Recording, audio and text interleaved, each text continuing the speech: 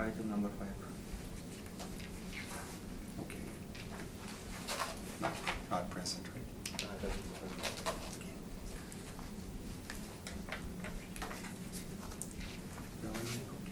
Okay, thank you. Good morning, everyone. I will now call the hearing to order. I would like to begin by acknowledging that we are in Treaty 1 territory and the traditional homeland of the Métis Nation.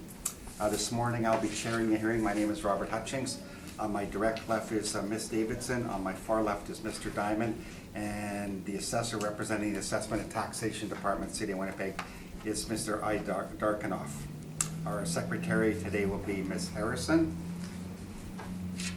We will be hearing application for revision of the assessment roll in accordance with the Municipal Assessment Act.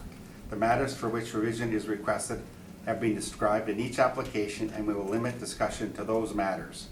The statements that applicants or the assessor must make at this hearing are sworn testimony, and anyone speaking to the matters must be sworn in. Be advised that comparisons of assessments of properties are not considered evidence of market value by this Board of Revision.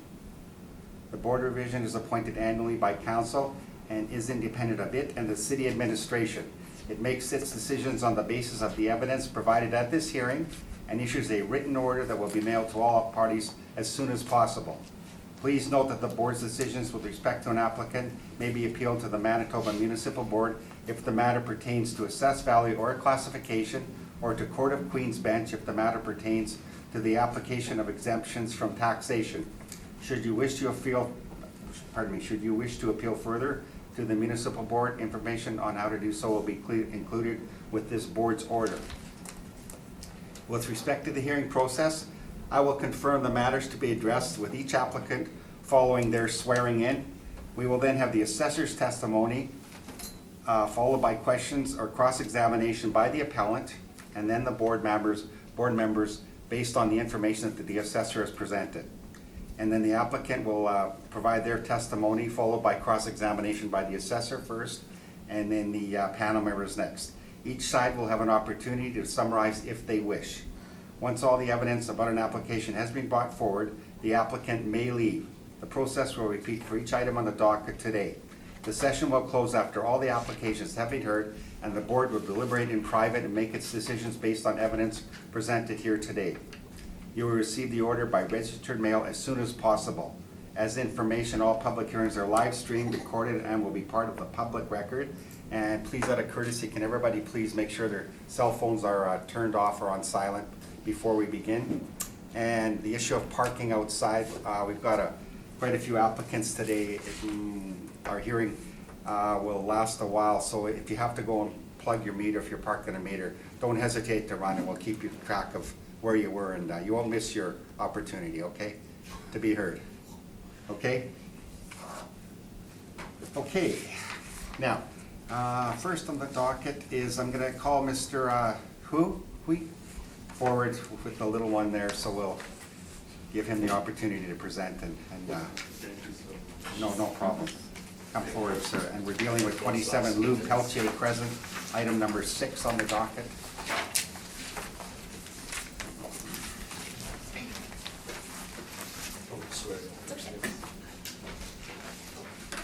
I will swear him in person, okay. and I will. Sure. Thank you. Would you like to swear in on the Bible or affirm with that? Could you please state your name? And do you affirm to tell the truth, the whole truth, and nothing but the truth? I affirm. Thank you. Would you like to swear in on the Bible or affirm with that's that? fine. And could you please state your name? My name is Jeffrey Coy. And do you swear to tell the truth, the whole truth, and nothing but the truth, so help you God? Yes. Thank you. And do you have Yes, I do. evidence copies?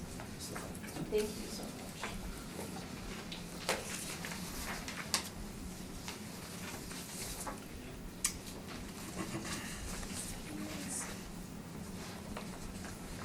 Thanks, Council.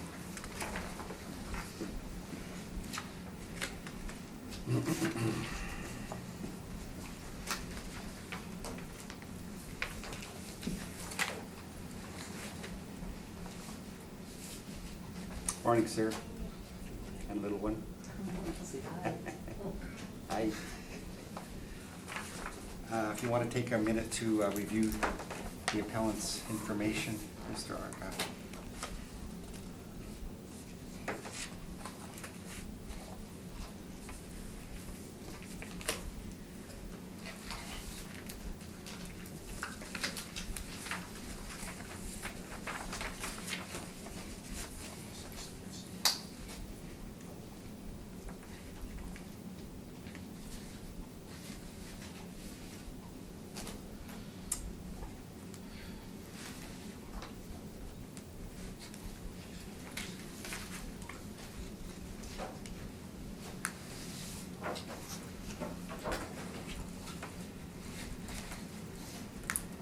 For everybody's information, the assessors presented, or the secretaries presented you with a comparable sales brief, and that's what he's gonna be reviewing in each brief, okay?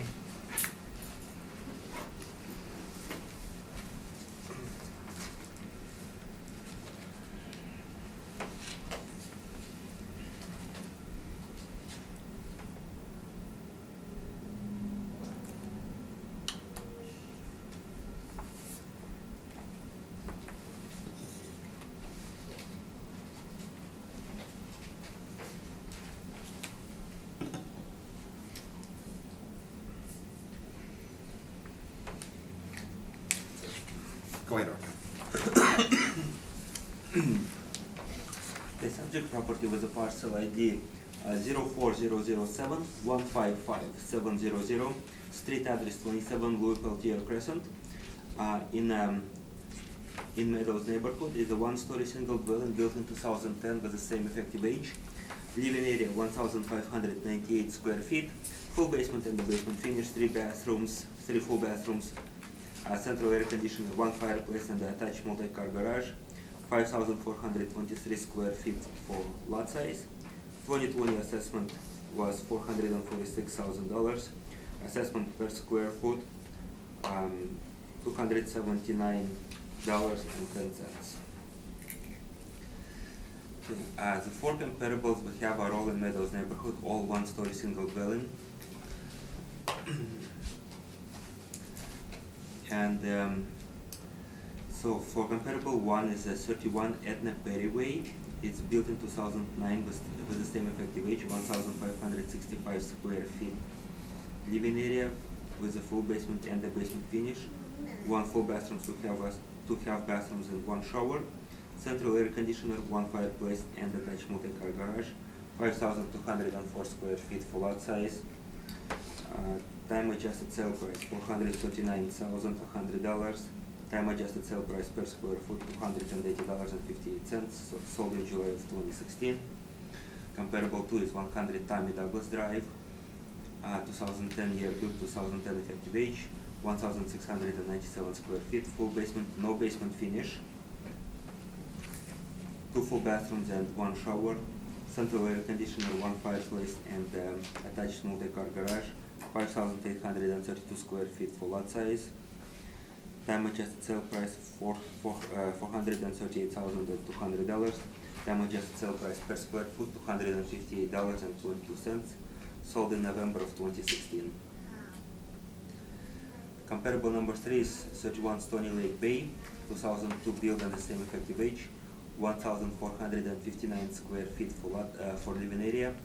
Full basement and the basement finish, 1 full bathroom, 2 half bathrooms and 1 shower, central air conditioner and attached multi-car garage, no fireplace. 5,799 square feet for lot size.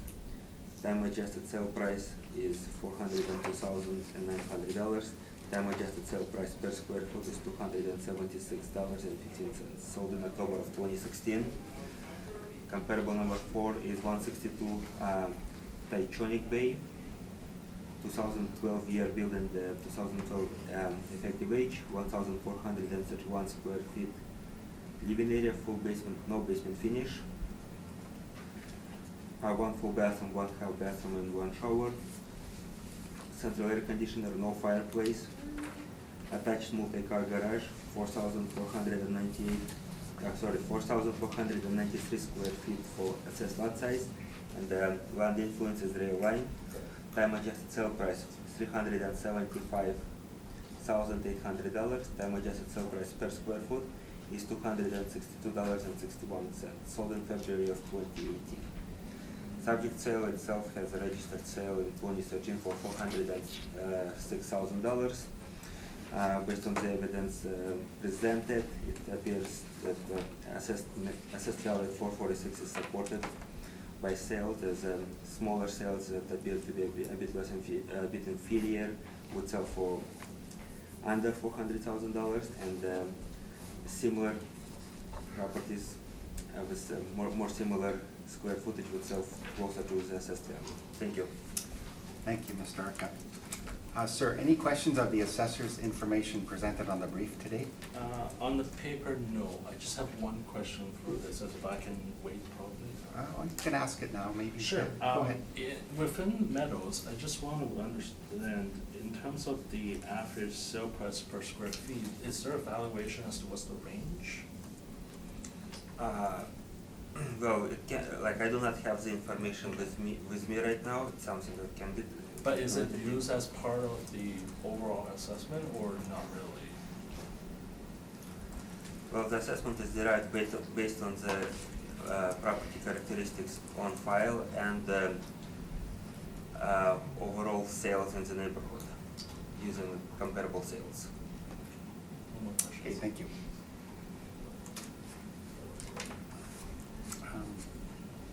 Lori, any questions of the assessor? Evidence presented, okay.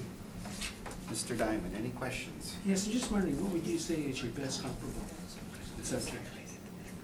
Well, I would probably go with either comparable 1 and 2 because they're close in proximity, as we can see in the map. Comparable number 3 is farther away. So is comparable number 4 has a negative land influence, which is a rail line, it backs into a rail line. So 1 and 2 would probably be similar, and there's year built at very similar square footage is, especially on comparable number 1, is very close. Yeah, although it's inferior in bathrooms. It is inferior in bathrooms. It's like a comparable number 1, yes. Okay, thank you. Anything else, sir? No, that's it, thanks. Okay, thank you. Mr. Arca, so you presented a site map of the comparables. Is that going to be, are we going to be able to be seeing that on residential appeals from now on, or is that It's just something your new that work? was introduced, and I think it's gonna, my understanding that it's what we're doing right now, but it's up to the management. Okay, okay, thanks. That's appreciated. Show us the neighborhood and comparables and subject property location. Thank you. Excuse me, I'm just kind of curious, you never did answer this question. I know that a year of law school, but I meant comparables. I mean, what about based on actual value of the property? No, sir, you know what, well, you'll have your opportunity to present, okay, but this is Sorry, a, paying attention? yeah. Yeah, just make a list of your questions or You don't have concerns to. and when it's your opportunity to present, okay? No problem. It's a learning experience, No, like, Right. when you said comparables. yeah, It's supposed to be on actual value? yeah. If you look at your brief, there'll be comparables listed, as I stated before, yeah, okay, all right.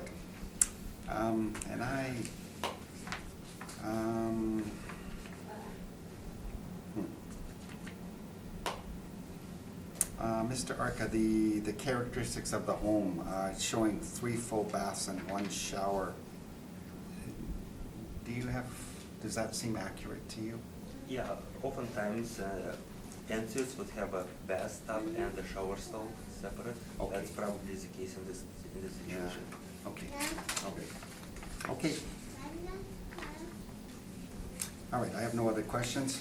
Okay, sir, when you are ready, please. Thank you for this opportunity, because I have learned a lot from previous 2 experiences, which both my daughters were almost born almost at exactly the same time frame as to whenever I did appeals. And really and truly, in a perfect opinion, I would wish I didn't have to appeal. But when I show my wife as to this is what the next amount coming up for the upcoming 2 years, she went, well, how come it's so high in terms of percentage? And generally, in terms of And from where I work, which is university, when we do salary adjustments, we always do in terms of comparables by the hourly rate or some common denominator, so that's easy to measure. And then for job evaluation, then we assess it based on the specifics of what they do, the risk, and also their problem-solving skills. What I found was intriguing was, and inclusive what the assessors provided, the adjusted sale price in terms of dollar amounts, in terms of my property, what has been assessed as per dollars, it is basically on a very high range.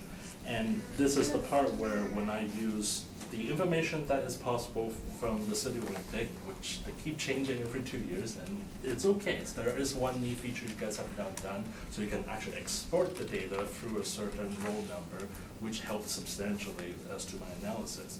Because it was much easier to find exactly those who are one story, those in which there's specific room size, in which I can actually extract the data and present exactly the same data that's accessible to other people.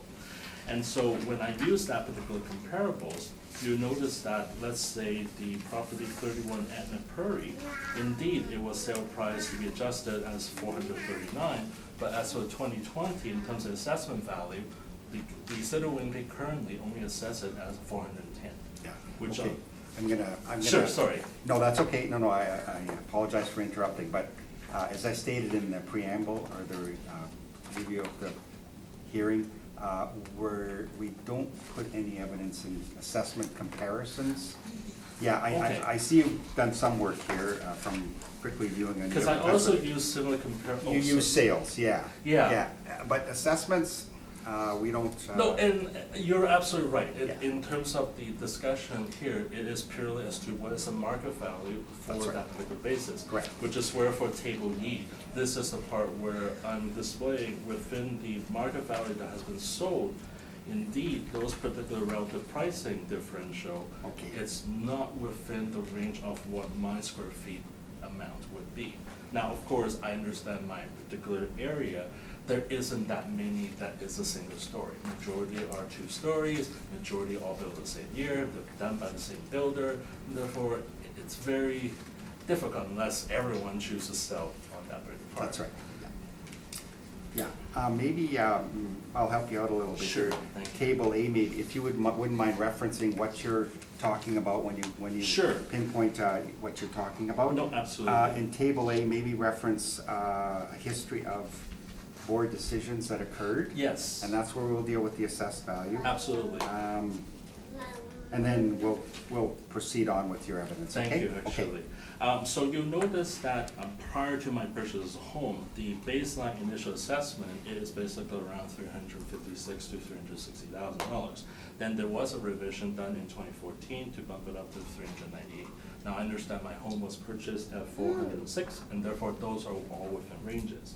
What became the first sticker shock was basically in the year 2016 on the initial proposed assessment. The city of Winnipeg indicated that my home basically will be evaluated as $428,000 or 7.5% increase. The board was very wise and which has reduced it to $413,000 or basically about 3.76% increase. The following 2 years later, in 2018, the city of Winnipeg also then proposed us to the assessment value to be $432,000 or 4.6% increase. The board has looked at the numbers and they have reviewed it, which it deemed to be only about $420,000 or 1.69% increase. In 2020, this is a part where the current city of Winnipeg is assessing my home valuation to be $446,000 or 6.19% increase.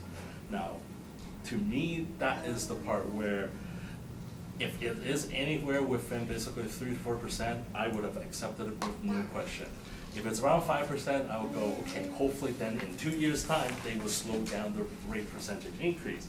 But you'll notice the particular patterns is they don't change. The nominal values is trying to increase it by about $20,000 to $30,000 each 2 years. That, in a long-term projection, it is gonna hurt very much, especially in the current market value. There are no homes in which they increase by that particular percentage so far. Which is the part where I use the previous comparables that the city of Winnipeg has provided to me in the past 2 sessions, and that's where I get the data for table B. I apologize, none of those homes at this moment have been on sale, so therefore I can't assess the market value, which is the next part as to while I'm using, again, what the city of Winnipeg has produced regarding the similar property comparables, which is the part where I try what I could is to find both the similar properties, which is on table D, and you'll notice that in terms of the per dollar square feet, my house at $278 is much higher than the 260 or 252, which is then finally on table E. This is as best as I could as to those are indeed sold within the time scope that was in similar to how the city does with comparables. Unfortunately, as I stated, there isn't that many homes within my neighborhood that is one story that is on sale, and as a result, these are the best I can do. But again, all those particular pricing, none of them are within what my current home valuations assess it as. And so as a result, I hope to have the board to look at the numbers and assess it fairly as to what is a reasonable number. Because I really don't want to sell my home so that these two little, well, I have two little ones basically, and the reason we bought this house is we want to live in this area for long term. We really enjoy the proximity of the schools and also the fact that it is a nice neighborhood. But if the pricing of the tax keeps going, unfortunately, my wages do not go up at all, so I'm open to questions by anyone. All right. Thank you. Mr. Arca, any questions of the appellant's evidence? Yes, on the table D, those are the actual comparables that you use that are sales comparables. Yes. So on table D, I noticed that the properties you have chosen are smaller properties in square foot than your property. But 107 Mela is 1621 square feet. So the 115 Helen Maba and 162 Helen Maba they are smaller in size. And do they have basement finish?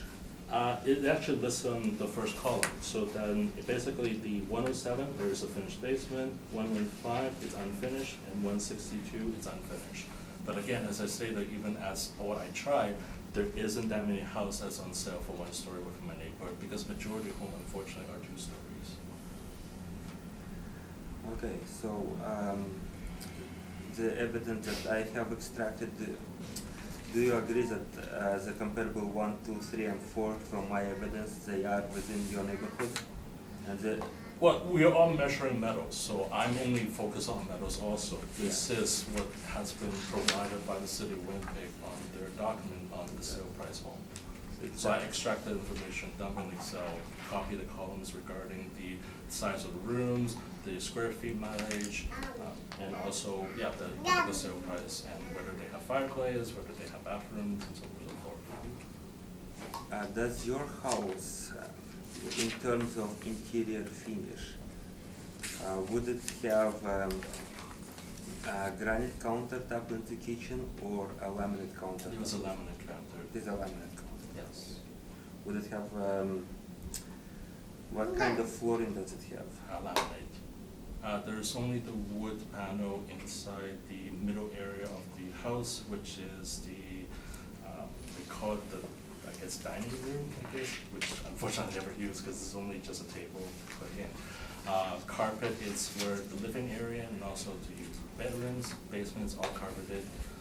Yes, there is indeed the 3-bathroom shower because the master bathroom has a shower with a jacuzzi, which we never use a jacuzzi because fearing these kids will learn how to use it and then we will have a problem of potential drowning. So we turn off the taps and it's completely shut off. My wife actually hinted, can you please just smash this thing so that we have more room in the bathroom? Because right now she put laundry hanging on the side, which is limited in terms of space. Okay, so I don't have any other questions. Okay, thank you, sir. Mr. Diamond, any questions? Okay, so you bought the house in 2013 for Yes. $406,000? 406, correct. Second owners of the house? Yes, we are. And so it was landscape when you bought it? Yes, it was actually all finished because we got married in also 2013, and we thought we will purchase a home so that we can actually live and have Okay. kids. And what did you do in the house, any renovations or improvements you made since The then? only one thing I did was specifically on the garage, so that I insulated it so that those stock nails, they were all pointing in. It was basically childproofing, so. Okay, so you basically just insulated the I garage, didn't that's do all you did? anything in-house, that's all I did, Nothing else? nothing else.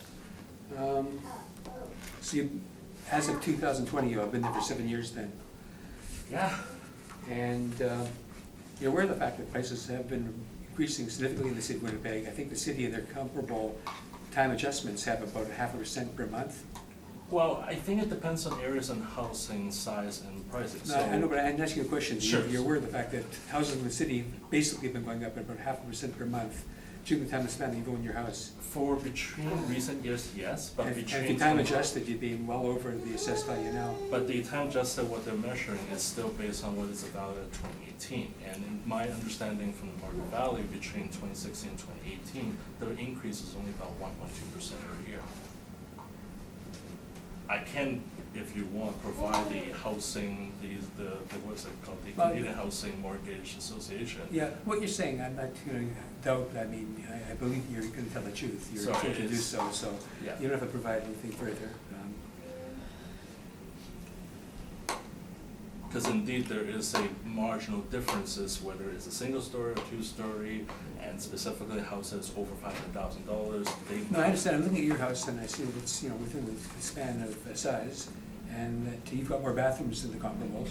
I wish I don't have more bedrooms, because Yeah, the but you do. basement one is. But you do though, it's a selling feature, it does affect the value. True, And you have a fireplace, which two of the comparables don't have, which also is something that and will you're right, reflect in which the I price. have to admit, because of little ones, I have no choice to shut the gas line, because it's a safety hazard for them to touch it. Okay, well, thanks. I have no further questions. Thank you. Thanks, Harvey. Lori, any questions? I just have a quick question for the assessor based on the dialogue. Okay. Was there a physical inspection done of the subject house recently? No. Okay, I was just wondering that based on your discussion of where there is to ensure that finish. Yeah, no, there wasn't a recent inspection. Thank you. Thanks, Lori. Okay, sir. Let's deal with the physical characteristics of your home. So the assessor's listing 3 full baths and 1 shower. Is that accurate? Yes, that is correct. So we've got three pieces plus a shower stall, or? So what happened is the master bathroom has the shower stall, jacuzzi, and the toilet and the sink. So that's one, which is why there's that. The upper, so the main floor bathroom has a shower / bath kit with a toilet and a sink, and the basement has exactly the same thing. Okay, so that seems accurate, okay. Yeah, I didn't, not sure, yeah, because the jacuzzi, I guess they don't count as a Wilford tub, so that's where. Yeah, As a yeah, bath. there's something, anyway, it seems accurate. Okay, I'm just gonna go to your evidence here. Sure. So let's start at the back, table E, those are all assessment values, is that correct? So there is a sale price on the first column. Property, so for instance, 34 Lupelti, it was built in 2010. No, It's sold in- table E, Yeah, so in table E, Yes. and sold for 385 in August 2016. okay. Yeah, so that's where I put the sale price at. And Okay. if it's easier in the future, I'll make sure it won't. Yeah, okay, and there's no time adjustment bringing those, or an Um, analysis of what they sold for per square foot? Did you happen to have that anywhere else here? No, unfortunately, but I can provide that quickly if that's what you're looking for. No, that's okay, we'll. Because we can use the price valuation with those Yeah. one, it will be still lower than the amount. Yeah, then your assessment, okay. The sale in 2013, was that an MLS sale that was on the open market? No, well, I guess, it was listed. Yes. But yes, it was listed in MLS and that we purchased, but we didn't use an agent to buy a house. We basically only require an agent as a security once we looked at the house when we Okay. were driving through the neighborhood. Okay. It was literally by Yeah. pure chance where we saw a sign with an old lady who's basically put a sign 2 p.m. in like 30 degrees, so we're like, poor lady, let's go check out the house that they're doing. Okay. Now, was it listed through an agent? Yes, they did listen. And what were they asking for? They initially asked for, I believe, 400 and, I'm trying to remember. Ballpark. It's- Yeah, I want to, because they dropped it twice. The first time it was 420, then they dropped it to 413, I believe. Okay. And then that's where we found the middle ground, 406. Okay, all right. And my last question is, now you provided us with statistics here on comparable sales, different from the assessor, or using some of the assessors also. What are you asking the board to revise the assessment to? My personal opinion is just a value so that it's reasonable. And so that's why I suggested in terms of 1432, because it's in the middle of the road as to both what the city is and what is current. So you're asking for us to revise it to 432,000? Yes, that, I Okay. think, but ultimately I leave the decision to the board because you have the power to choose what is fair. Okay, so you're asking us to revise it to,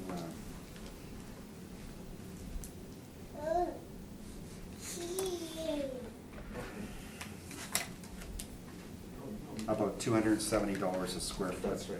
270, Yeah, 34. which is still an increase from the current existing of, Okay, yeah.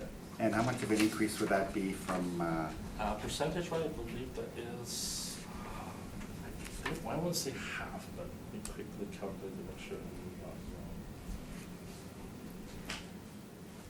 wrong. So it would be about 2.85% increase. pardon me? 2.85%. Okay, so about 3%, okay, approximately 3%, okay.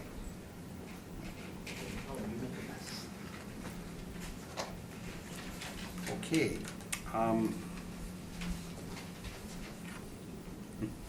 Sorry, yeah, feel free to ask a question, absolutely. cheerio, cleanup time. So I'm gonna go into a little history here. You've put Sure. it before the board over the last, this is the third cycle that you've appeared. Unfortunately, yes. Yeah, and you've always felt that your assessment was higher than comparable homes. Well, it's like, and last time when I also actually did a map as to what is the area pricing. Yeah. And my house basically stood out as the most expensive. Okay. And yet, in relative scale, like, in terms of parallel comparison between previous year's maps and this, my house was not listed as the first it was initially ranked as like fifth. Yeah. And then over a time increase, now I am the P, which, yeah. Okay, yeah, so you're consistently, in your opinion, over-assessed in comparison to I just other hope houses. that it Similar. would just be evaluated with a more reasonable value. Like, again, as I indicated in the beginning, is if the city of Winnipeg would give a statement to say, you know, this is going to be 435,000 or 430, I would have no question because that's within reason. Yeah.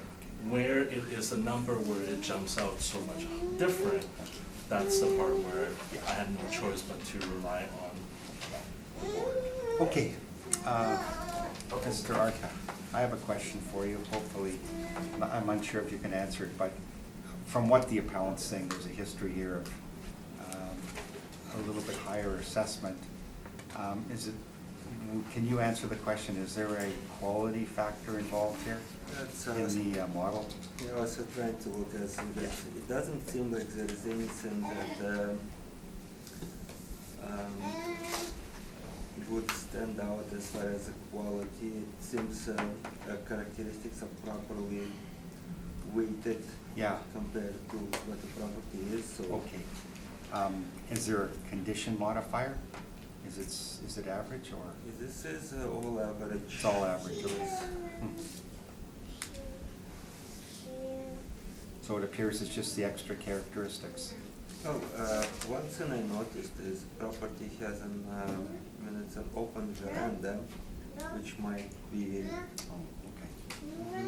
So there's a deck with a screening built around it, is that right? Yeah, and there's also a deck as well. So it was about a year ago, a city of Winnipeg, as indicated, my backyard, the deck was too large, so I actually had to demolish half of it in order to fit the what's it called, the building code. Okay. Because a pre-existing, they didn't build it with code on that, so I actually have to demolish it. So I you- got my father-in-law was a carpenter, which. Yeah, so you reduced it or removed it? I reduced it. Okay, so how big was it before? Because the landing arrangement, because it was a landing pad where it was in violation. Previously, it was about 56 square feet, so now I reduced it exactly to 36 square feet. Oh, just small, okay. So that's not much difference there either. A little bit, but. Okay. Mr. Arca, any requirement for a summary? So again, based on comparables that, yes, we do share some of the comparables. The property owner brought them as an evidence to, as a table C. So we have 31 Edna Bay, we have 100 Tammy Douglas Bay that would support the assessed value at 446. 100 Tammy Douglas Bay does not have a basement finish. So the sale if it would have a basement finish, sale price would have been higher.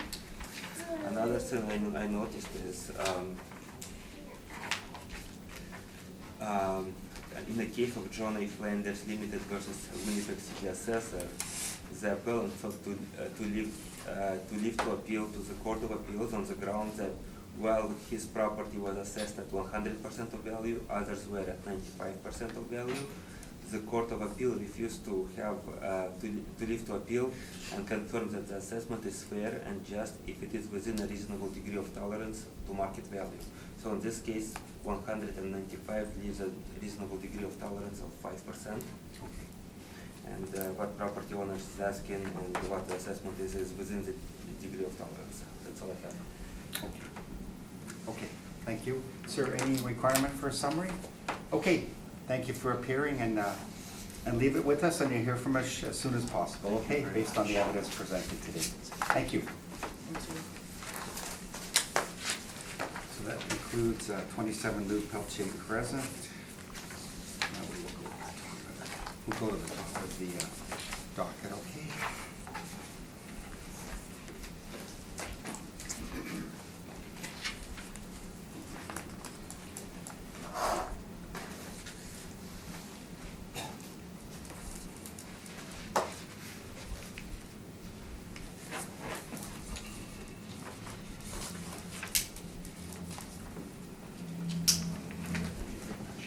Thank you. Bye-bye. Okay, next property on the docket is 106, item number 2, 106 Weaves Drive, and we've got Tammy V. Harper as... It's John Harper. Okay. Come forward, sir. Mr. Harper, okay.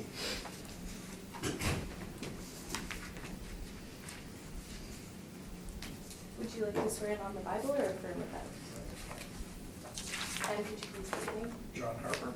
Do you swear to tell the truth, the whole truth, and nothing but the truth, so help you God? Yes, I do. Thank you. And do you have any evidence? No, unfortunately, I don't. Morning, Mr. Harper. Good morning. Thanks. No problem. Sorry for the lack of evidence. I do have some here, but my wife got called out of town, and so I didn't get a chance to read that I needed 6 copies ahead of time. So Okay, no problem. I can provide it at a later Yeah, no, date. we'll take a verbal presentation, of course. Okay. We're dealing with a 2020 realty assessment on 106 Weaves Drive, and just to confirm, you were on the application for revision? Your name was on the application? It's addressed, in the letter I have, it's addressed to my wife, but I Yeah. believe I am. Okay, perfect, so you're authorized to appear. Okay, thank you. Just clearing up that before we start. Okay. And Mr. Arco, so we have no evidence presented by the appellant, so whenever you are ready, thank you. 106 Weaves Drive. Mr. Chairman, appellant did provide evidence. It was in my file. I would like, and they have 2 copies, so I can have 1 copy, and I can show this evidence to the property owner, and if property owner affirms that it is evidence indeed. Yes, Of course, Yeah. sir, yeah. Sure, is that the evidence from Jeff Archambault, Century 21? I believe so. Okay. And then we Yes, would, I have that, this email. okay, we would like to view that evidence too, and we'll have to take that into evidence Absolutely. for the hearing. So you've got a copy, I do you're have aware a what's... copy of it, yeah. I Okay. also have a copy. Oh. It was at the same time as his application, so. Okay, Okay, so we have two I- copies to share between three people. Yeah, We can I manage. could pass this around. okay, but we won't write on one of them, okay. Thank you. Let's take that one. Thank you. And Arthur, you've got a copy? Yes, sir. Okay. And this is what you're gonna speak to as part of your evidence, sir? Yes, as part of my evidence. Okay, perfect. All right. Okay, Mr. Arca, when you are ready, please. The subject property, parcel ID 040001 305 street address 106 Weeps Drive in River East neighborhood. Is a 2-1-story single dwelling with a 1983 year build and 1993 effective age, 2011 square feet, full basement and the basement finish, 1 full bathroom, 3 half bathrooms and 3 showers, central air conditioner, attached multi-car garage, 7,727 square feet assessed lot size, land influences a bus route, external corner, light traffic, two-way stop. Assessment roll for 2020 is $443,000. Total assessment per square foot is $220.29. Comparable one is 98 Whips Drive in River East neighborhood, 2-1-story single dwelling, 1983 year build, 1983 effective age, 1,536 square feet of living area, full basement and the basement finish, 1 full bathroom, 2 half bathrooms and 1 shower, central air conditioner, 1 fireplace and the attached multi-car garage, 7,923 square feet for assessed lot size. Land influences a bus route, bus stop and the light traffic. Time adjusted sale price $372,900. Time adjusted sale price per square foot $242.77. Sold in July of 2016. Comparable 2 is 3 Ranch Road in River East neighborhood, 2-1-story single dwelling, 1991 year build and same year effective age. 1,898 square feet of living area, full basement and the basement finish, 1 full bathroom, 3 half bathrooms and 1 shower, central air conditioner, 1 fireplace, attached multi-car garage, 6,862 square feet of assessed lot size. Land influences external corner, hydro, transformer, telephone, medium traffic. Time adjusted sale price $378,800. Time adjusted sale price per square foot $199.58. Sold in August of 2017.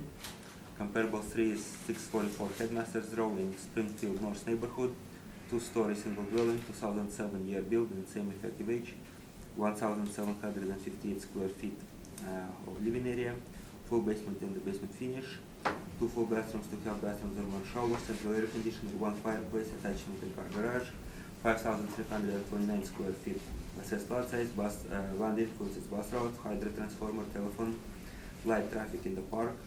Time adjusted sale price is $446,500. Time adjusted sale price per square foot is $253.98.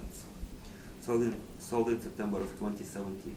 Comparable 4 is 88 Ragsdale Road in Springfield North neighborhood, 2-story single dwelling, 1994 year build and effective age, 2,048 square feet for a living area, full basement and the basement finish, 2 full bathrooms, 2 half bathrooms, central air conditioner, 1 fireplace, attached multi-car garage, 6,452 square feet for assessed lot size. Land influences a bus route, hydro transformer, telephone, light traffic. Time adjusted sale price $457,500. Time adjusted sale price per square foot is $243.39. Sold in August of 2016. Yes. Subject property was recently inspected by me. In 2015, subject property has built an additional area, hence additional area also included an additional basement area. So a new kitchen, so there were interior renovations to the subject property based on that. So it got new kitchen, some floors. Evidence provided by property owner here. Yes, and I spoke to Tammy, right? It's Tammy, you want to? Yeah. Yeah, I spoke to Tammy, and the main concern by the property owner here is, I guess, proximity to the road with the traffic conditions, as well as having an external corner. So evidence provided here are all have traffic influences, and some properties have corner influences. Property owner's evidence on page one asks that they feel that the fair market value for the house is $425, and again within that I would argue that the $425 market value evidence provided by property owner and $443,000 assessed value for 2020 falls within the degree of tolerance presented in John A. Flanders Limited versus City of Winnipeg Court of Appeal case. That's all I have. Thank you. Okay, thank you. Okay, sir. The assessor, I guess we'll say he presented your evidence, but he never really covered except for a summary of the value. But I think we're gonna leave that for you to present, okay? Okay. To be fair to you. Any questions of the assessor's evidence presented in his brief? I guess two. First, how do you calculate the effective age? Because all of the other evidence has the year built and the effective age the same. So how is mine different? Your property was in 2015, I believe. Your property 2016. or 2016, you built an addition to the property. Okay, so. That addition is newer than 1983. So effective Okay. age had to be added to account for the new addition that was built, as well as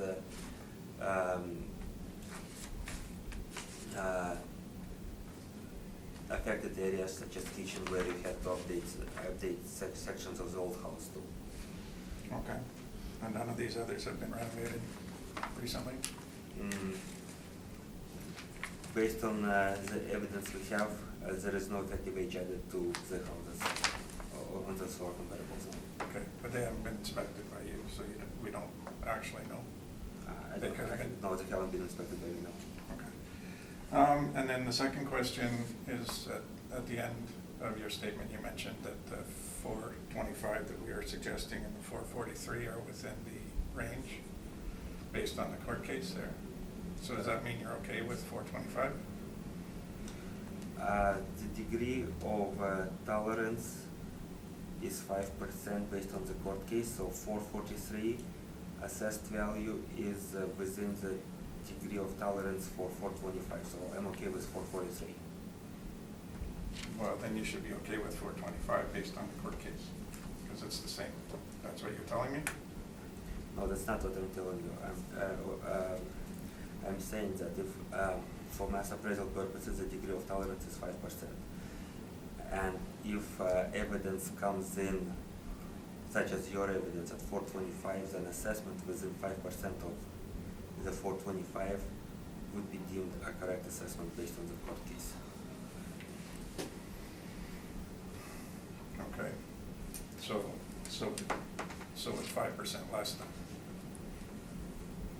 So 425 is an average, I'd be happy to just go with that, Okay. based on the evidence that we presented. Okay. Okay. Any other questions? Nope. Of the assessor's evidence, okay. Lori, any questions of the assessor at all? No, I don't have any. Okay. Harvey, any questions? Yeah, I'm looking at your comparables, and I guess you'd agree the comparable number 3 is a much newer house, It is. so it's not really that comparable. It's Uh, considerably newer than any of the others. This is a year built, yes. A subject property also did have new basement and new. Right, and your other comparables, except for maybe comparable 4, is considerably smaller than the subject. So you think the comparable 4 is probably your best comparable then? I think probably comparable 4 is one of the better comparables. It's closer in square footage and It has a fireplace in yours, doesn't it? That's the year built, although it doesn't have any time adjustment. The time adjustment's pretty close to it. I'm sorry, the effective age and the age that that property was built are pretty comparable. So you said there's been kitchen renovations? What kind of kitchens have you got now? subject property has a newer kitchen with cement poured countertop. Okay. And the addition, does it look like an addition, or does it look like part of the original house the way you viewed it? It would extend out as an addition. It does, okay. And then your comparables have addition, so the extra square footage on the addition is something that stands out. Would you agree that might affect the marketability if somebody were to look at it and see that it's an effective addition over having the square footage in the initial building plan? Well, the way the property owners built the addition is the addition has a full basement under it. Right?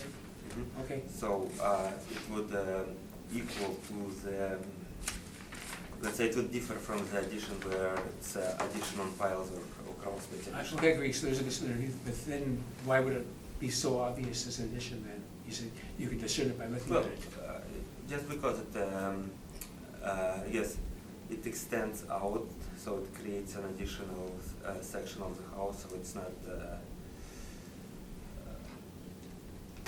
What I'm saying to you though is, that could have been built originally. It though. could have been that way, yes. I'm asking, does it stand out as an addition?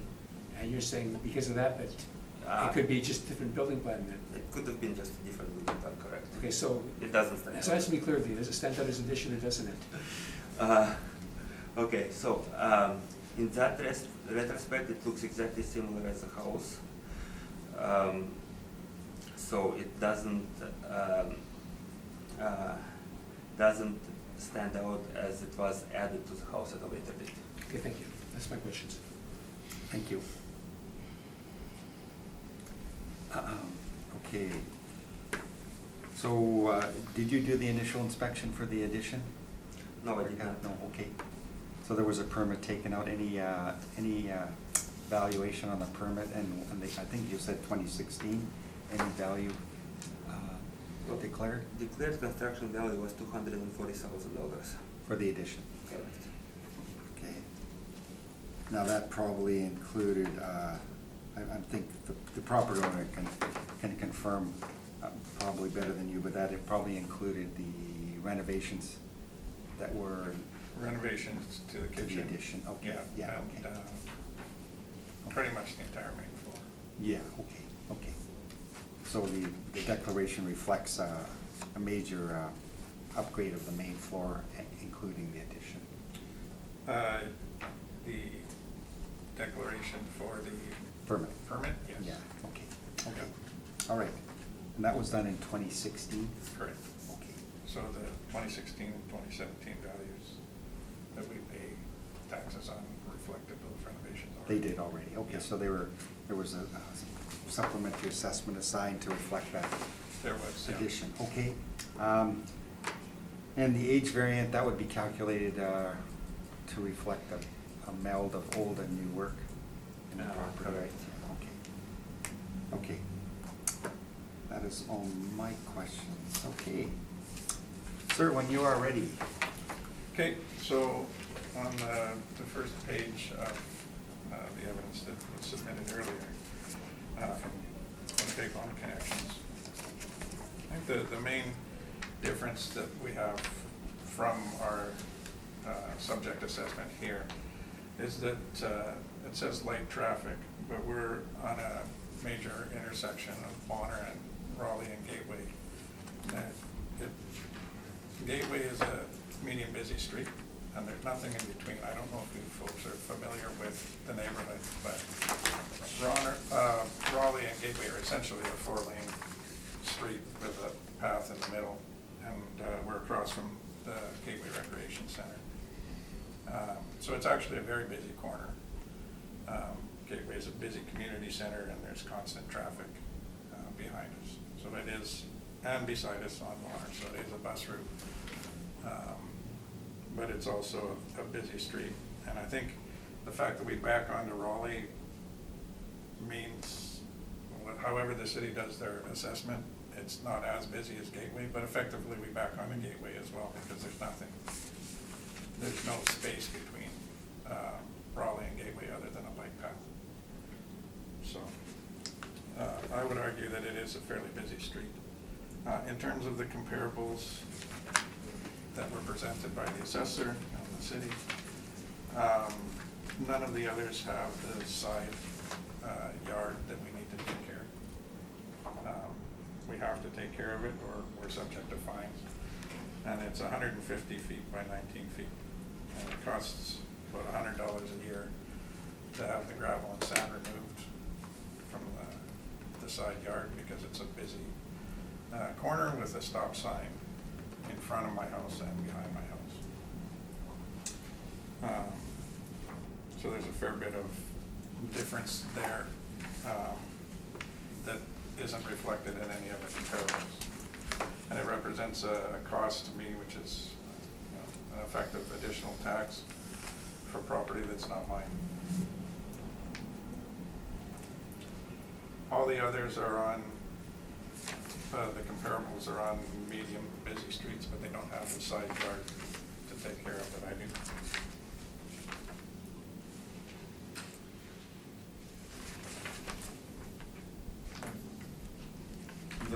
The other comparables that were presented by Jeff Archambault, that you have a couple copies. He's done some work. He was working with my wife. So based on condition, age of the properties that sold, and the fact that they may or may not be on a busy street, but it affects their value. So he's assumed that the value of our house is $425,000 in 2018, and based on the sales and the differences in square foot, location, condition, and age, he's shown how he's calculated the sales that he provided and how they compare to ours.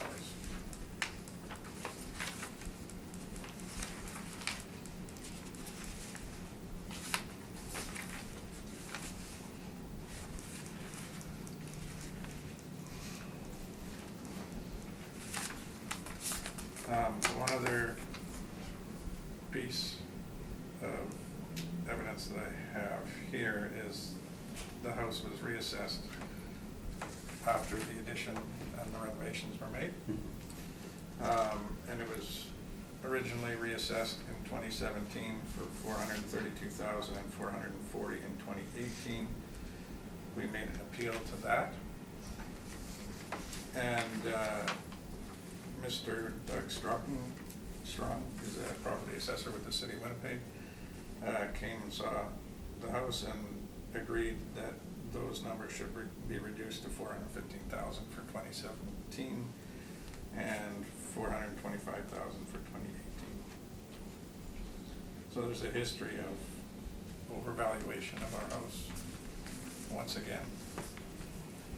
I have to say it's frustrating to have to pay the $53 every year, come down here every year.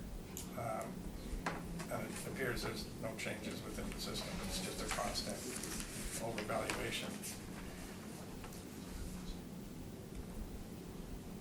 But the main argument, I suppose, would be the fact that it's a busy street with an awful lot of city property that we need to take care of. Okay, anything else? I don't have anything else. No. Okay, thank you, sir. Mr. Arca, any questions of the appellant? Well, actually, I don't have any questions of that going to... Okay. Thank you. Lori, any questions of the appellant? Well, I actually have a question for the assessor based on what the appellant said. Okay. In terms of your modeling, you use regression analysis. Do you take into account, like, do you reduce it related to traffic? Like, is there a reduction in your Yes. assessments all- related to that? Exactly, so all of the land influences presented on my comparable sales report, those land influences are assigned some weight in the model. Some, in this case, subject property has what they call negative influences, such as bus road, and the traffic influences would be a negative influence. Yeah, I did see that. I was just wondering what the magnitude is. Is it typically a very small adjustment related to it, or is it something? It I all hear him dep- arguing that's one of the major factors in. Yes, and requesting I it. cannot tell you exactly the margin used. It would, as far as I'm aware, it is, the weight is, different weights are given to different streets, Mhm. as well as within different neighborhoods.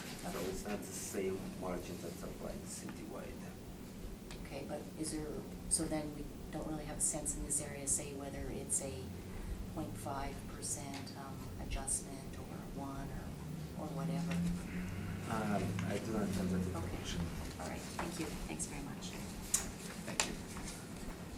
Harvey, any questions? So you indicated you were here last time, and, or you didn't come here, you dealt with Mr. Strawn, and he Correct. reduced your assessment then to 425 for 2018. That's correct. And so 2 years later, you want us to keep the assessment at what you agreed it was worth in 2018. Yeah, because I don't feel that in 2018, they accurately reflected the busyness of the neighborhood. And Okay, so the we accepted side yard. the recommendation from Mr. Strawn, didn't attend. You did so reluctantly, you didn't agree that it was a fair value, but you took it anyway? Correct, yeah. Okay. We were hoping it would be less as well. Now, looking at the evidence you provided, and your realtor basically did look at some comparables and says that he thinks that it's approximately 425. That's really just an approximate amount, so it's not an exact valuation then. No, And we it don't would be know his what he best means by estimate. approximately, could be within 10%, or who knows, 5%, like it's not really stated. That's it. And we can't question him. I know that all the comparables, he's basically used some arithmetic to come up with the exact same price in every comparable to 425. That's a little bit unusual, I could say. You would know, right? This is my first one of these, so I don't know if that's unusual or not. Okay, and between the purchase price that you paid for the property and the renovation you put into it, you've really got more than $500,000 into the property at this point. We do. Okay, thank you, that's my questions. Thank you, Harvey. Okay. Mr. Harper, I'm just gonna refer to the assessor's brief, the map Okay. location. And I'm wondering, you mentioned Bonner. Is Bonner on your, that your side yard or am That's I? my side yard, yeah. So that is Bonner Avenue Yeah, coming to the T intersection of Raleigh Street? right. And is Raleigh, would it be kind of considered a service road kind of compared to Gateway? Would you, or maybe a little bit heavier than a service That road? would be heavier than a service road. Okay, yeah. Yeah. And then you've got that old railway bed that's being turned into a bike path, is that, Right. am I right there? Okay. And then Gateway. Okay. So that's Bonner Avenue, and the buses do come up there and turn on and service Raleigh, is that right? The buses are on Gateway. Oh, they're on Gateway. Yeah, Okay. and then they service Headmaster and Raleigh as well, yes. I see. There is one bus that services Raleigh. Okay. Now, regarding the renovation, the addition on a full basement, what did you truly spend on the, was it more than $240,000 or was that accurate? That's accurate. Okay. So did you, from my understanding, you put in new kitchens, and then did you re-floor the whole, Refloored the whole main floor, yeah, yeah. open up some walls and created yeah. an open living space? Remove the fireplace. Yeah, okay, The basement's not finished. yeah. There's no basement finish at all? The There's addition some. to the basement is not finished. Oh, I see, okay. It would be probably 2/3 of the entire basement now that's finished. Yeah. But that was finished when we bought it, there's no. And my next question is, in my opinion, probably the best comparison, although smaller, is your neighbor. Yeah, 2 doors over, I guess. 2 doors. significantly less.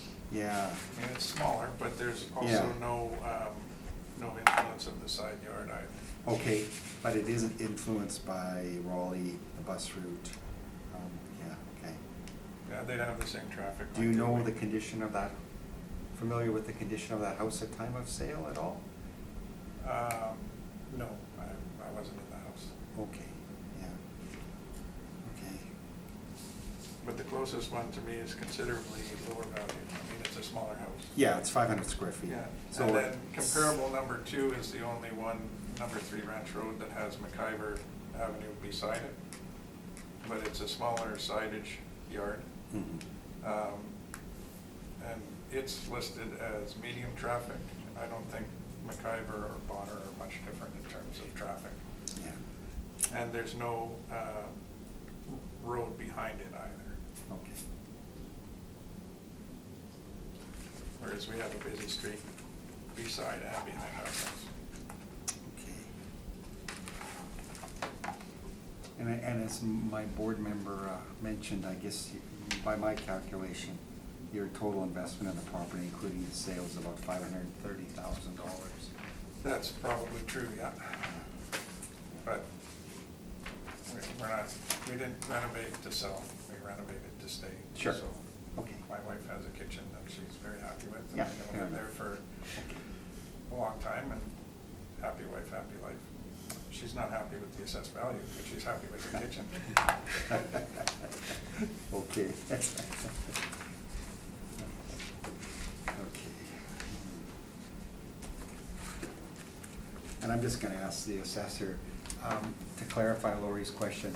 There is an allowance given for bus and traffic route, in the model and hence in the assessment. So if this house were not influenced by these, perceived negative influences listed, then the assessment would be higher. Correct. Okay. Yeah. All right. My question, I guess, then would be, what's the difference between the light traffic that you claim that we have and the medium traffic that is for McIver Road and the Ranch Road house? Well, I usually answer it this way. There is number of characteristics we have. Number 1 is no traffic. Step up is low traffic. Next step is a medium traffic. Then it's a heavy traffic. So we have 4 characteristics, so 25 percentile each. So no traffic, does it mean there is no cars? Absolutely no. Yeah, I'm Of course, aware of there that. is some cars, but it's, so to answer your question exactly what's the difference between light and the medium, I wouldn't know. Maybe it's 49% and 51% between those two. And just one just stepped over and became a medium traffic. I cannot tell you exactly what is the calculation goes in, how many cars per minute or whatever is used to calculate which street gets which traffic, but those influences are done for us and they are applied to each street. I'd be interested to know what Gateway Road is classified as. Well, he hasn't presented that evidence, so we won't even go there, yeah. Okay, Mr. Arca, any requirement for a summary? No, I stated everything Okay. in my presentation, so I don't have any need to summarize it. Okay, thank you. And sir, any requirement for a summary? No, just to sum up, I believe that we have a larger side yard of city property that we have to maintain. I would argue that Gateway Road is a busy road, and Bonner and McIver are the same, so that medium traffic would be a better assessment for our yard. And that this is now the 3rd year in a row that the adjustment board and the property assessor, Doug Strong, have felt that our house has been overvalued. Okay. So there's a pattern. Yes, okay. All right. Leave it with us and you'll hear from us in a couple of weeks or as soon as possible, okay? And again, if you disagree, you can go forward to the municipal board if you want to take that path. Okay, thank you for appearing, and that concludes 106 Weaves Drive. Thank you. Thank you. And do you need a break? No, if you want. I think you need a break. Thanks. Okay, we are gonna recess quickly for about 10 minutes. And anybody needs to take care of parking or anything, yeah, please run out there.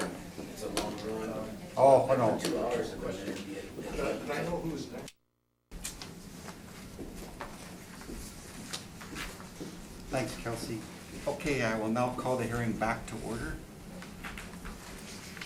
Next on the docket is Mr. Monk at 5 Algonquin Avenue, please, go for it.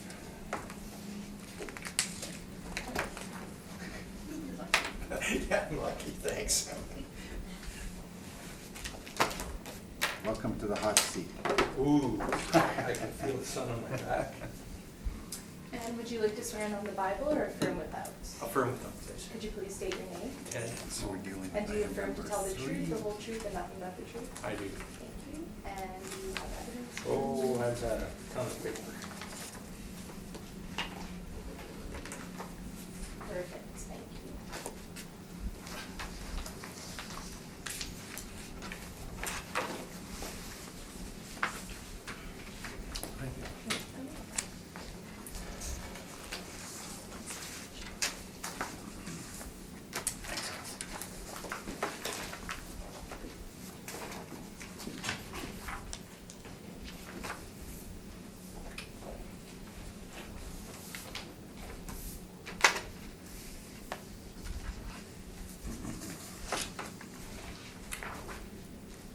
Good morning, Mr. Monk. Good morning.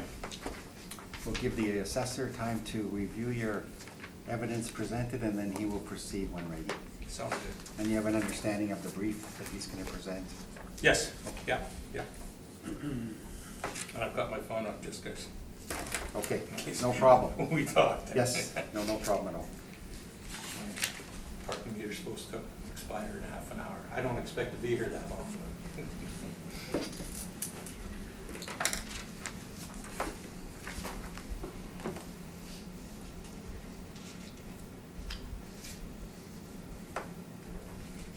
So I'll start presenting and look at as a goal. So Okay, let's see, where's my internal sheet? Right here.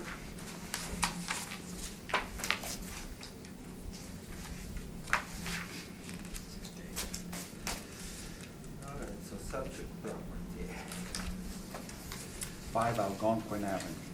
Our parcel ID 04002 3724005 Algonquin Avenue and Riveris neighborhood, 1-story single dwelling, 1974 year build and effective age, 2081 square feet living area, full basement and a basement finish, 3 full bathrooms and a shower, central air conditioner, fireplace and a detached multi-car garage, 10,195 square feet assessed lot size and the external corner as a land influence. 2020 assessment row is $449,000. Total assessment per square foot is $215.76. The 4 comparables we have are all in the Riveris neighborhood, all 1-story single dwelling built within 10 years of the subject property. Subject property is the oldest year built. Comparable one, 316 Emerson Avenue is an 1,900 square feet living area, full basement and a basement finish, 1 full bathroom, 1 half bathroom and a shower, central air conditioner, 1 fireplace, and attached multi-car garage. And actually I'll point out that all comparables have attached multi-car garage versus subject property have an attached multi-car garage. 8,544 square feet lot size in the school as a land influence. Time adjusted sale price $447,000. Time adjusted sale price per square foot is $225.76. Sold on July of 2016. Comparable number 2 is 89 Malcana Street, 1,816 square feet. Living area, full basement and a basement finish. Actually, all comparables have full basements and they all have basement finish. So 1 full bathroom, 2 half bathrooms and 2 showers. Central air conditioner, all comparables have central air conditioners. And fireplace, the comparable number 2 has a fireplace and attached multi-car garage, 8,071 square feet for lot size. Land influence is a park. Time adjusted sale price is $411,200. Time adjusted sale price per square foot $226.43. Comparable number 3 is 19 Radium Cove, 2,253 square feet, two full bathrooms, 2 half bathrooms and 1 shower, no fireplace, and 7,145 square feet. For lot size, land includes hydro transformer, telephone, and the regional park. Time adjusted at sale price $505,700. Time adjusted sale price per square foot $224.46. Sold in June of 2016. Comparable 4 is 378 Foxdale Avenue, 2,145 square feet. 1 full bathroom, 3 half bathrooms and 3 showers, 1 fireplace, 21,877 square feet for lot size. Time adjusted sale price $510,000. Time adjusted sale price per square foot is $237.76 per square foot. Sold in November of 2017. Thank you. And actually, other property sold in 2011 for $380,000. Thanks. Okay, thank you. Mr. Monk, any questions of the assessor's evidence presented? No, not at this time. I will present my Okay, rebuttal and then we'll go from there. thank you. Lori, any questions of the assessor? I just have a couple. Is this, considered like a sort of a standard construction? Like standard quality, or how do you classify it? Well, I would have to say that it is as far as call it a standard, like it's 1974 built. Mhm. I'm not sure if whether it's I cannot tell you anymore whether it is standard or not, Okay. not standard. Okay, and when was the last time it was physically inspected? Yeah, let's take a look at it.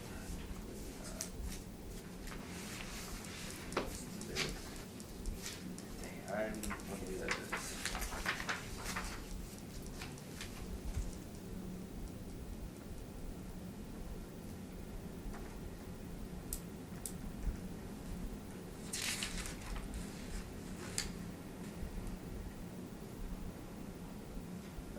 No, from a quick look, doesn't seem like it has been inspected. Okay, thank you. Sorry.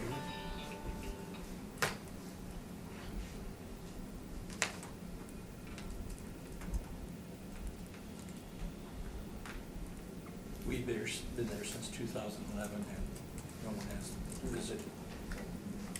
Anything else, Lori? No, thank you. Thank you. Harvey, any questions? Yes, so this property, like any of the subjects, doesn't have an attached garage. Correct, it has it. And can you say in dollar figures how much, I'm not sure that would be a negative factor on the purchase price of this house compared to the comparables? It would be, yes. Can you estimate how much it might reduce the price compared to the comparables? Well, my calculations are that I would say that to build a detached garage would cost you about $40,000. So attached garage would have we'll have to place a value of around $45,000 perhaps. Let's call it $50,000 for an attached garage. Because probably it have more complications. We have to go on piles. It has to be attached. No, yeah, I'm not looking at it. I'm looking at if somebody were to buy a house and Yeah. they had a choice I see. of a house with attached garage and one with a detached garage. Mm-hmm. Having the amenities of attached garage, how much do you think that person, With how would it value- affect the market? Yeah, Yes. I think it probably would go about $30,000 the difference. Okay. Mm-hmm. And I'm looking at your comparable number 4, and I see that it's got a lot that is 21,877 square feet. You know if that's subdividable? And it seems to be big enough for 2 houses. I'm not sure whether it is or not.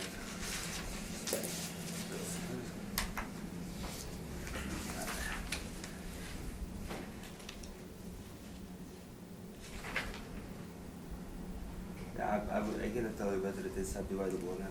You don't know if the house is smack dab, or if there is, if it's built to one side, it could be still right. No, I don't know. because that could reflect the purchase price. If somebody's buying a property and they could sell a lot for quite a lot of money nowadays, I think over $100,000, it would certainly reflect in the purchase price. Well, it probably, I see your point, it's just comparable number 3 on the side, on the Yeah, same. but if it's not subdividable, then maybe more of it. Yeah, Yes, we don't know. so I don't know whether it is or not. Okay, and the comparable number 3, your property on Radium, is that, the park is as a plus influence rather than a negative influence? A park is a positive influence. And would that be Bunch Creek walkway there? I know that Radium does go on Bunch Creek, do you know if yours does? Let me just I looked at the map and it's not 100% clear, it looks like it might be on a park that's attached to Bunch Creek. Yes, but according to the map Yeah. that they provided, it backs onto the entrance road to Bunce Creek.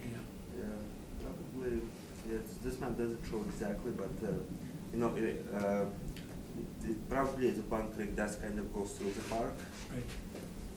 So the proximity to the Bunce Creek from the comparable number 3 is about the same. And do you have any idea what your best comparable is? Let's see. Well, like, to be honest with you, this one, I would have to stick to the older one, so probably comparable number 1 would be the one of the better comparables. It reflects, it's smaller in square footage for the lot, it's smaller in square footage for the house. It has attached garage, which is a positive influence for the comparable sale. Yeah. But the year build overall is very similar, 74 and 75.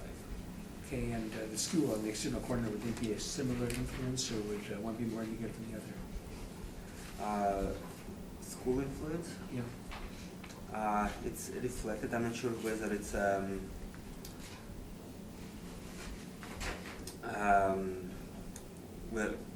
as far as the influence of the school, whether it's positive or negative, I can't answer the question. It means if you have kids or not. Exactly. Okay, thanks. No more questions. Thanks. Patrick, thank you. Thank you. And I have no questions. Mr. Mutt, when you are ready, please. Okay, do I ask my questions first, or do my, of the assessor, or do my talk first and then ask my questions? I asked you if you had any questions? Oh, I'm sorry. Yeah, I do have one Okay. after Mr. Dyer. of course, a question arising. Yeah, you go ahead. Okay. Mr. Assessor, I'm sorry, I don't know your name. Arca. Arkan? Arca, Arka. yeah. Okay. First name. Arka, okay. Last one's. Okay, Mr. Arka, I'll say. Regarding the 316 Emerson property that you just replied to Mr. Diamond about, what is the 2020 assessed value, or assessment value? Yeah. I do not have the information for the assessed values for the comparable properties. No, Okay. we're not going to deal with assessments. Okay. All right then. First of all, thanks for listening to me this morning, ladies and gentlemen. And my objective here is to present information that suggests the proposed market value of $449 for 5 Algonquin is unreasonably high. You've got the text of my brief and also the table number 1, that follows the text that summarizes everything I'm going to be saying. First of all, looking at table 1, according to my mathematics, our home at 5 Algonquin has the highest assessed price of $449, and I just heard you say we're not going to look at that, but that's what they're going to charge me my taxes on next year. And according to my math, this is an increase of 4.9%. And if I look at the other percentage increases, they're all lower than my 4.9%. Secondly, I was looking at this table of information where the 2 arrows are, and I looked at the adjusted sale price according to what's on the 311 site and the 2020 assessment. So I heard you say, sir, that we're not going to look at 2020 information, but in each case, it seems that the adjusted sale price is higher than the 2020 assessment. So given this, I would suggest that 5 Algonquin, suggests to me that 5 Algonquin could be sold for more than $449 if you compare the data in those two columns. And if I took an average of the differences, I found out that there's a $19,480 difference of the averages, and if I reduced my 2020 assessment according to what the city proposes by that amount, the assessed value would be $429. In addition, in May last year, a real estate agency valuation suggested that we could list the home for $439 with the expectation of selling for somewhere between $425 and $430. Sir, is this in your evidence? It's- You mind pointing to it's, where we're talking? Okay. Page 1? Still page 1? Okay. I'm still on the text Okay, of my thank you. information, but all of that is summarized on the table number 1 on the third page. Okay. Okay? Thank you. So, that's my preamble. Now, the other reasons I believe the assessment is too high, as Mr. Arcott pointed out, is that it is the oldest house in all the home in all the comparables. And it does has, as Mr. Diamond pointed out, a detached garage with a side drive, whereas most of the others have attached garages with front drives. And if I heard him correctly, Mr. Arco was suggesting that this adds about $30,000 to the value of a home to have a attached garage. It's an outside corner with a stop sign, and at the corner of Algonquin and Uxbridge. And as one of the previous appellants was mentioning, being an outside corner, we have a side yard. And you'll see that in one of the pictures on page 3. We have a side yard of about 1,000 square feet that, in my opinion, is not usable for privacy, because of privacy situations. And what I mean by that is Algonquin and Uxbridge are pathways for traffic, of course, street traffic, but there's many cyclists and people walking their pets, because Algonquin and Uxbridge provide access to Bungs Creek Park. So if we were to be sitting on our side yard, as you see on page 3, we'd be waving at all the dogs and the passerbys and cyclists as we're having our dinner, perhaps on a patio set. Along the same lines, on page 2 of my text, there's no privacy in the backyard. If you look at page 4, because the neighbors has a deck on his flat rooftop garage that can look over into our backyard, as well as he has a backyard deck that when he's sitting on, he can see into our backyard. So my proposal is that those two spaces, although they're part of the 10,000 square feet of the yard, are somewhat, or actually are very unprivate. Point number 5, the home has structural issues. And if you look at page 5, you'll see one of them, information in point number 5. It was built on a creek bed, which has resulted in movement in the home's foundation. Since moving in, we've found out that 2 neighboring properties, one to the east and one behind us, were both built at a higher elevation grade. And as a result, after rains, the runoff from those 2 yards chooses to come through my backyard, so that it is quite wet after rains. I guess in times like today, or this summer, it'd be nice because they'll keep the grass green. There's a humper in the center hallway of the home, page 5. And that hump changes through the seasons. Again, due to the ground movement or however the house was originally built. After we bought the home, sadly, we found out that one of the basement rooms had a diagonal crack that was going from the window to the vertex at the bottom of the basement wall and the floor, which we patched. And then in the process of renovating that room, I noticed there's a railway tie on top of the foundation. And I'm like, what the heck was that? And I figured, the only thing I can figure, it's got to do with keeping the floor above it level. So, I mean, those are all surprises that you find that the previous seller or homeowner did not disclose. But those have been dealt with, and the only concern I have about those is that if we ever sell the home, we're gonna have to disclose those issues to the potential buyers, which may make them think twice about buying it, or end up in us reducing the sale price of the home. 2 basement bedrooms do not meet egress standards, so even though it's a 4-bedroom home, we could only sell it as, or advertise it for sale as a 2-bedroom unless we change those windows. And if we don't change the windows, then people are going to want to discount the price. The detached garage, as we mentioned earlier, has shown movement. The floor is lifted approximately 4 inches. And if you look at the pictures on page 7, you'll see that, and there's a concrete pad, I guess, or slope, incline that's been created so that we can get in the garage without going over a 4-inch curb.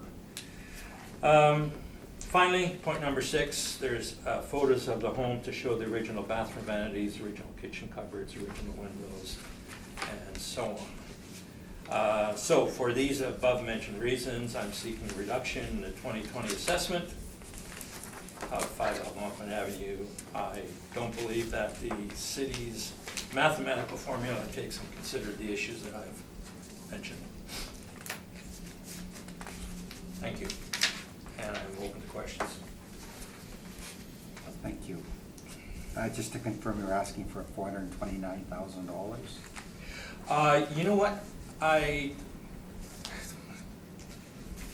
That would be wonderful.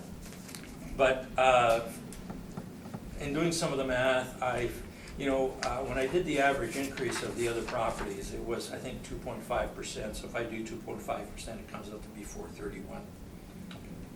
So I realize things go up, so 431 would be wonderful. Approximately 430, how's that? 430 sounds wonderful. We'll meet in the middle. Okay, yeah, okay. Thank you. Mr. Arca, any questions of the appellant? I don't have any questions for this one. Okay. Mr. Diamond, any questions? Yeah, I see there's some difficulty in the garage. You showed the photograph. Have you had any estimates of what it would cost you to rectify those problems? Like, Well, the picture shows. the pictures show an incline, a concrete incline going into the garage, plus a cracked floor, but I didn't show the picture. Oh, that's, yeah, the cracked floor I'm more concerned about. And the incline actually is a good thing because it keeps water out. Yeah, but water's coming from behind the garage in that direction.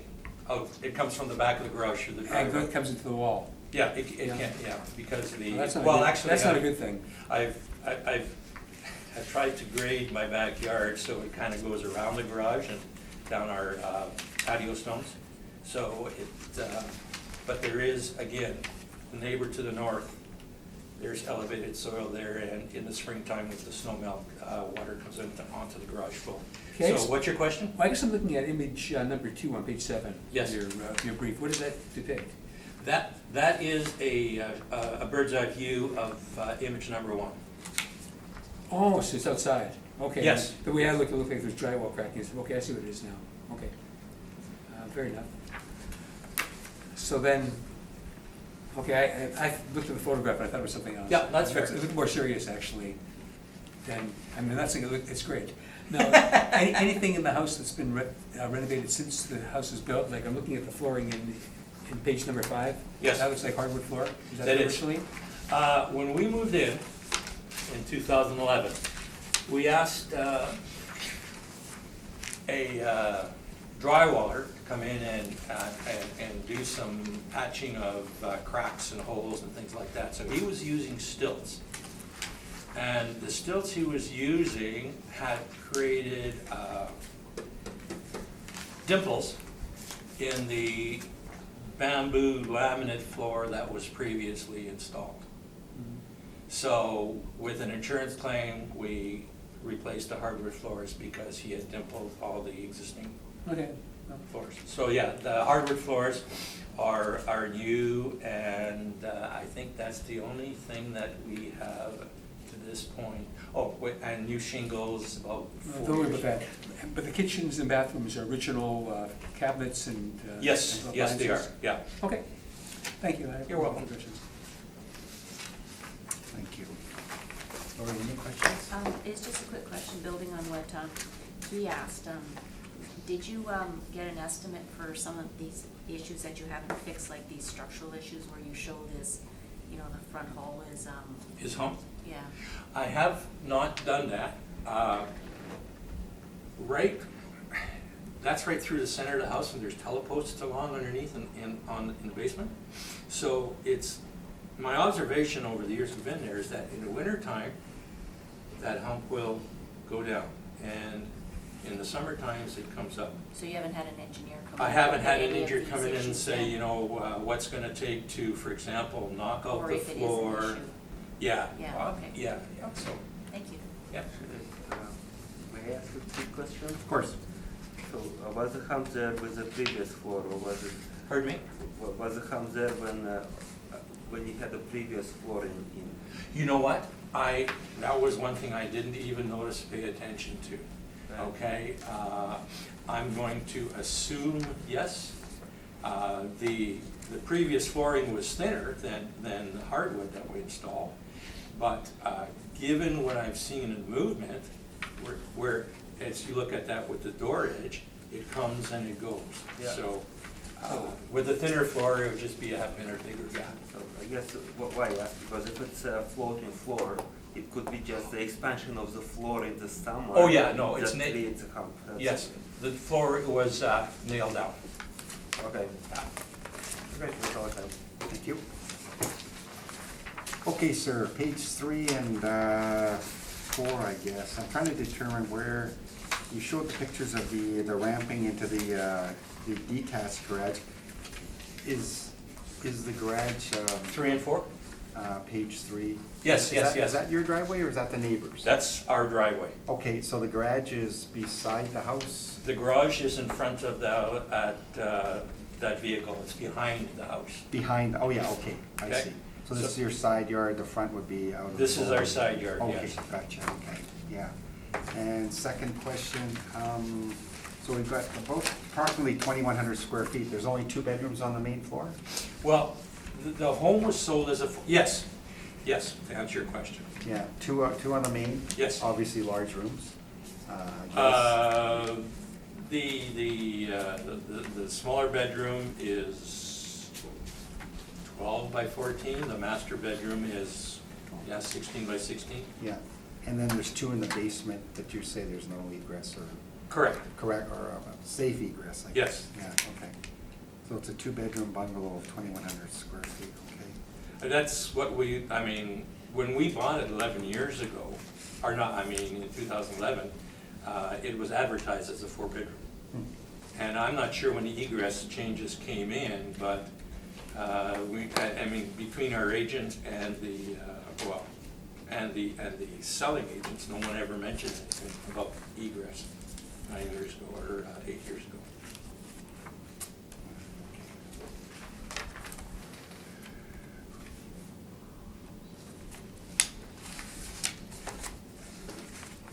And the revision, the assessment you're requesting is based on, and I kind of painted with a broad brush with stating about not paying attention to assessments.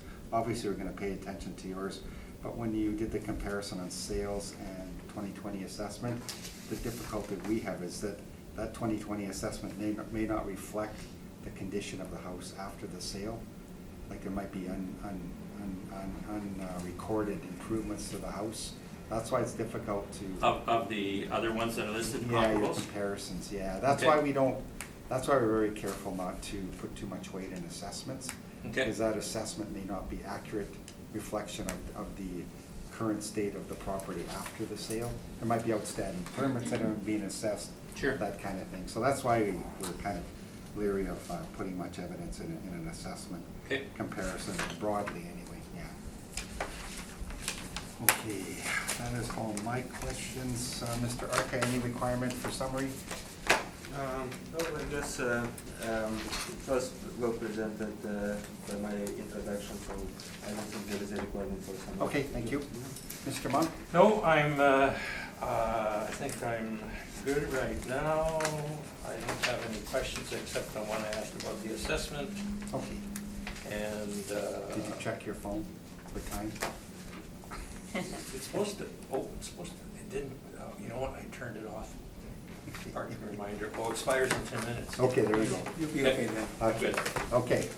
All right, so leave it with us, and you will hear from us as soon as possible, okay? Thank you very much. Thank you very much for appearing. Thanks. That concludes 5 Algonquin Avenue. Next property on the docket is Mr. Lowen at 19 Harewood Close. Please, come forward. Good luck. Good morning, sir. Good morning. Morning, all.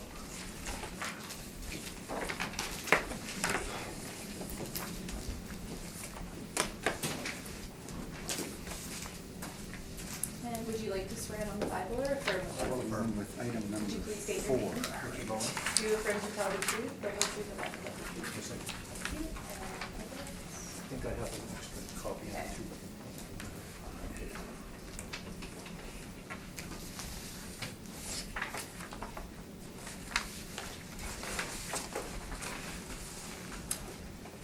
There you go, Harvey.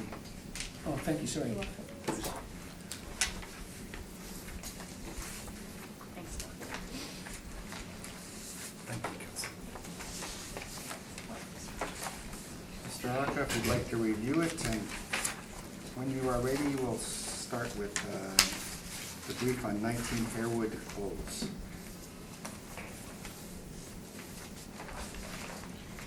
I guess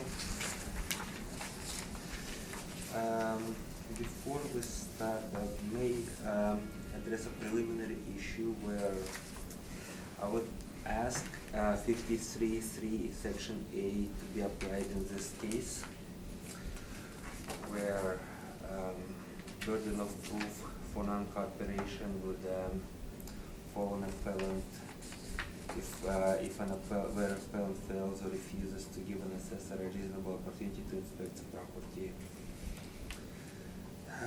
And the reason for that is I called property owner and left a voicemail on July 26 at 1:25 p.m.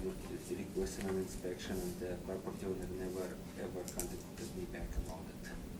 Okay. Sorry, what was the date?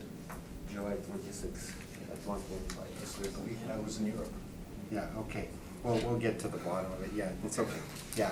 Okay, so the situation here, preliminary situation, is that you requested an inspection based on the application for revision. The appellant didn't respond, and you're asking for a reversal of burden of proof based on that as dictated in the act. Sir, any comments? Obviously, you've got a comment you'd like to make? Yeah, just a couple weeks ago, I was in Europe. Okay, I wasn't around. okay. If there was a voicemail, Yeah, okay, fair enough. So you weren't... well, my kids were, but they couldn't, No, we were in email contact, but they never mentioned No. anything. fair enough, yeah, okay. So when did you come home? This past weekend. Okay, and you weren't aware that the request had been made for the inspection? No, this is the first I've heard of it. Okay, all right. We have to recess for a minute and consider this application from the assessor. So we're gonna turn off the cameras. We have some questions of the applicant first. Yes, I'm sorry, Artie. That's fine. So I guess the question I have is, so you were in Europe, when did you get back? This past weekend. Okay, and did you not listen to the messages on your phone? when On you the got answering back? machine, my wife would have. I usually ignore them because there's Okay, you weren't made aware, but you're saying that they were available for your wife, and did she ever if there get your was, attention? if there well, was- unless the kids deleted them, I don't know. I always tell my wife, well, I don't wanna tell a long story, but I'd like to just go, like, get rid of the landline, Okay. and that's where the message goes, so I ignore it, I just No, use my cell. That's fine, but you know, we have an obligation to determine Yes. whether the city's application is reasonable, and based on your position, we have to assess that as well and make a Okay. decision, so I want to know exactly what took place to make that an informed decision on my part. Their message may still be there, I don't know. Okay, so we have to deal with it then. Yes. Thank you, Ray. I don't think you can answer anything further. Yeah, well, we can ask. Can I ask why an inspection was requested? Yes, the inspection was requested, based on the notes, there were, you have contacted the department numerous times about the value of the property, so I felt that we have to view the property to make sure that the assessed value we have is accurate. I sent one email asking what you were gonna be using for comparisons. That's the only contact I've had. Did you send it to me, or who did you send it to? I think it was just to the assessments department. But it was prior for, to you applying for the Board of Revision appeal, correct? Yes. So you said for clarity.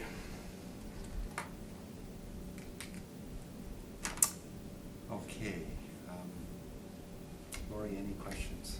I just had one quick question. You mentioned that you had sent the voicemail on July 26th. Did the assessment department, anyone follow up on that when you didn't hear back? No, it was me who, no, there was no follow-up on it. So was there only the one There was reach out to? one message left on July 26th. Okay, thank you. By me, yes. Okay. Is that 669-5659? Do you recall the number? 6910 should have been my number. No, the one that you left the message on.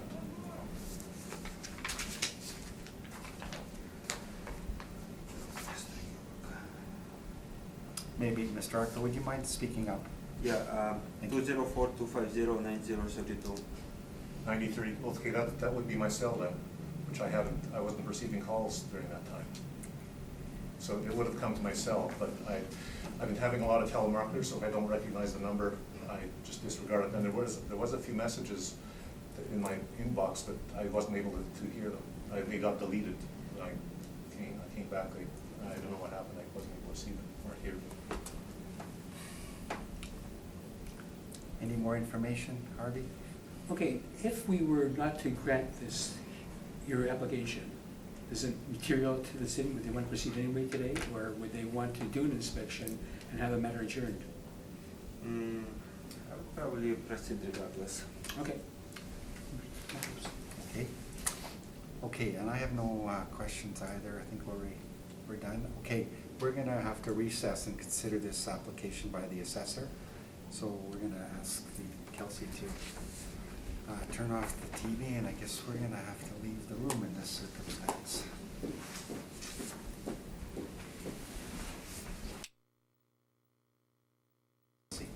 Okay, I will now call the hearing back to order. The panel has considered the evidence or the request for burden of proof being changed to the appellant due to non-cooperation. But considering the circumstances of the appellant, we're gonna deny that request, and we're gonna proceed as normal with the assessor, going first and then you following, okay, sir? Okay.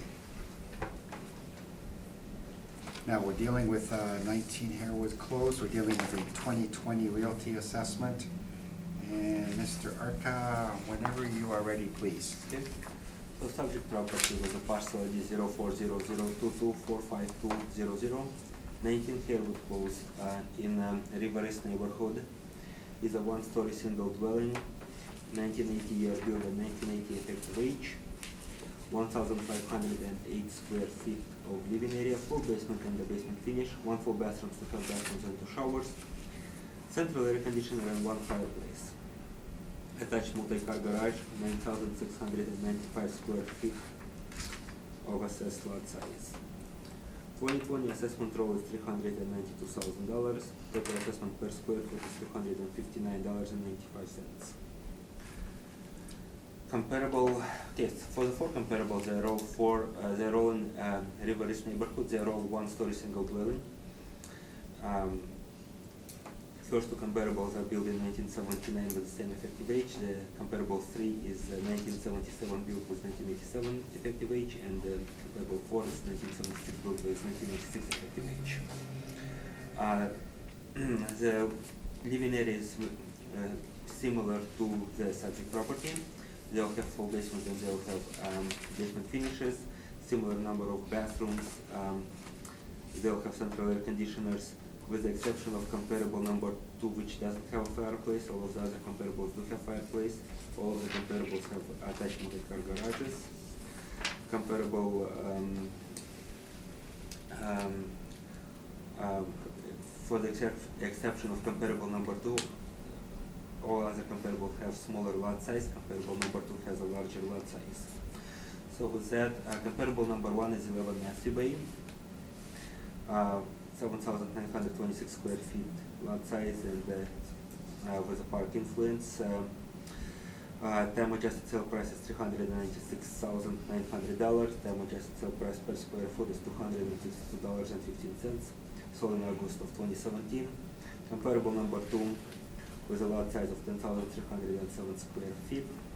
Time adjusted sale price $350,700. Time adjusted sale price per square foot is $243.88. Sold in January of 2017.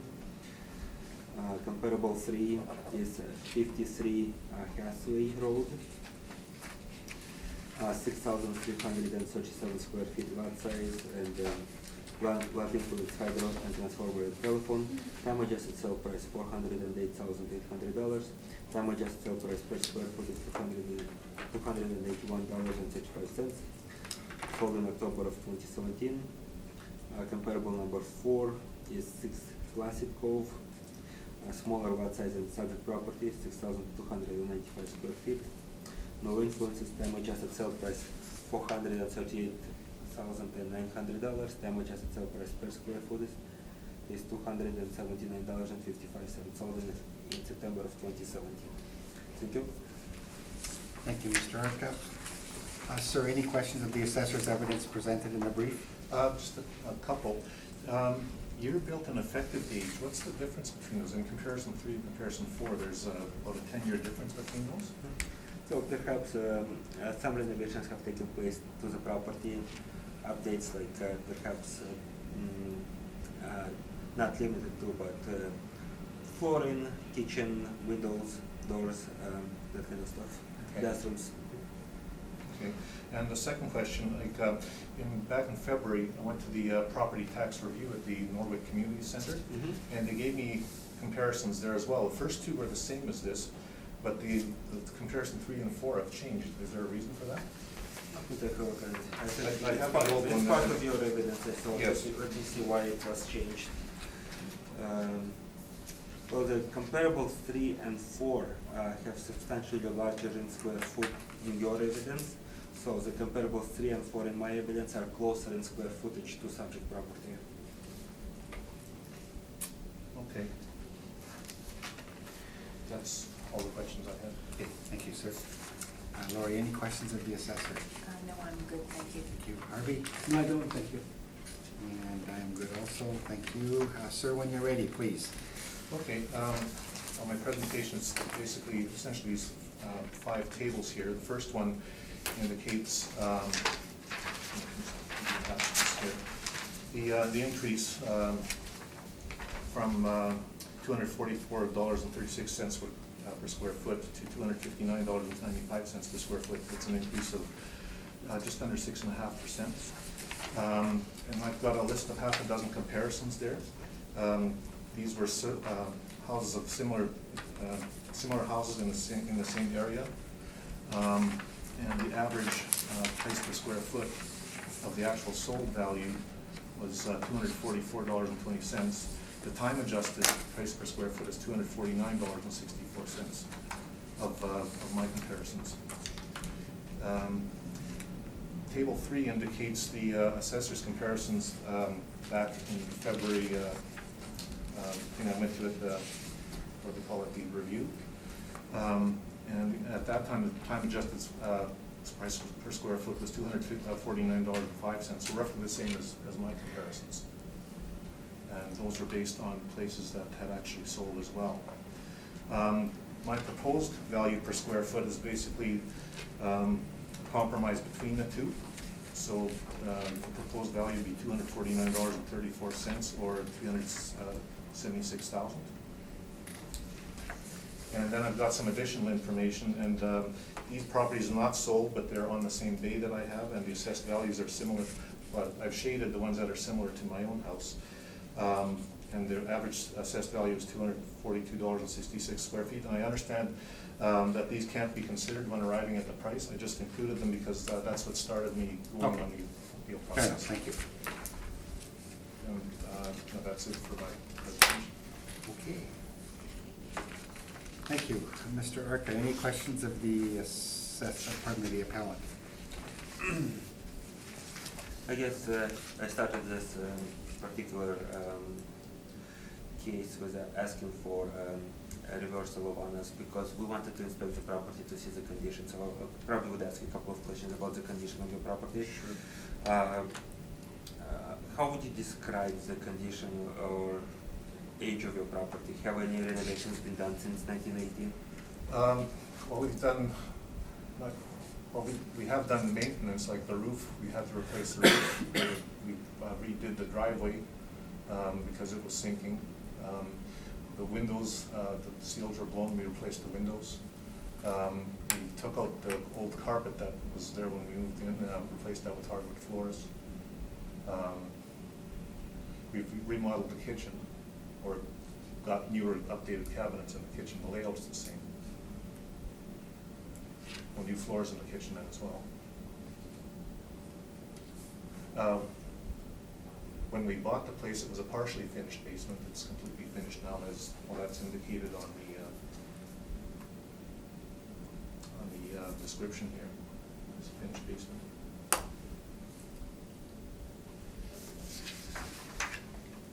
So yeah, that would be improvements. We've got 4 kids that are in there. Well, we grew up so that they've trashed the place in the meantime too. So there's a lot of wear and tear there. So what I have on the record is I have basement area of 1,400 square feet, and I have basement finish area of 900 square feet. Do you think it's accurate, or is it more now? There's one utility room that we took a wall out, and that's now part of the rec room. But well, there's still, yeah, we basically taken one small room and taken a wall out, and so that's part of the rec room. That room would have been 10 by 150, 200 square feet maybe. Okay. But probably, like, if 900 square feet is prior to your increase in the basement finish size, so right now it should be around 1,100 or 1,000 somewhere there? Yeah, there's still a utility room and then the furnace room, so yeah, it wouldn't be those are not finished. So yeah, I guess that would be a fair assessment. And when were the renovations done to, you mentioned Windows kitchen and so on, gradually? My wife has the walking calendar, she had to leave. The driveway was the most recent one. That was about 4 years ago. The windows were about 6 years ago. The roof was somewhere between that. The kitchen was probably 10 or 12 years.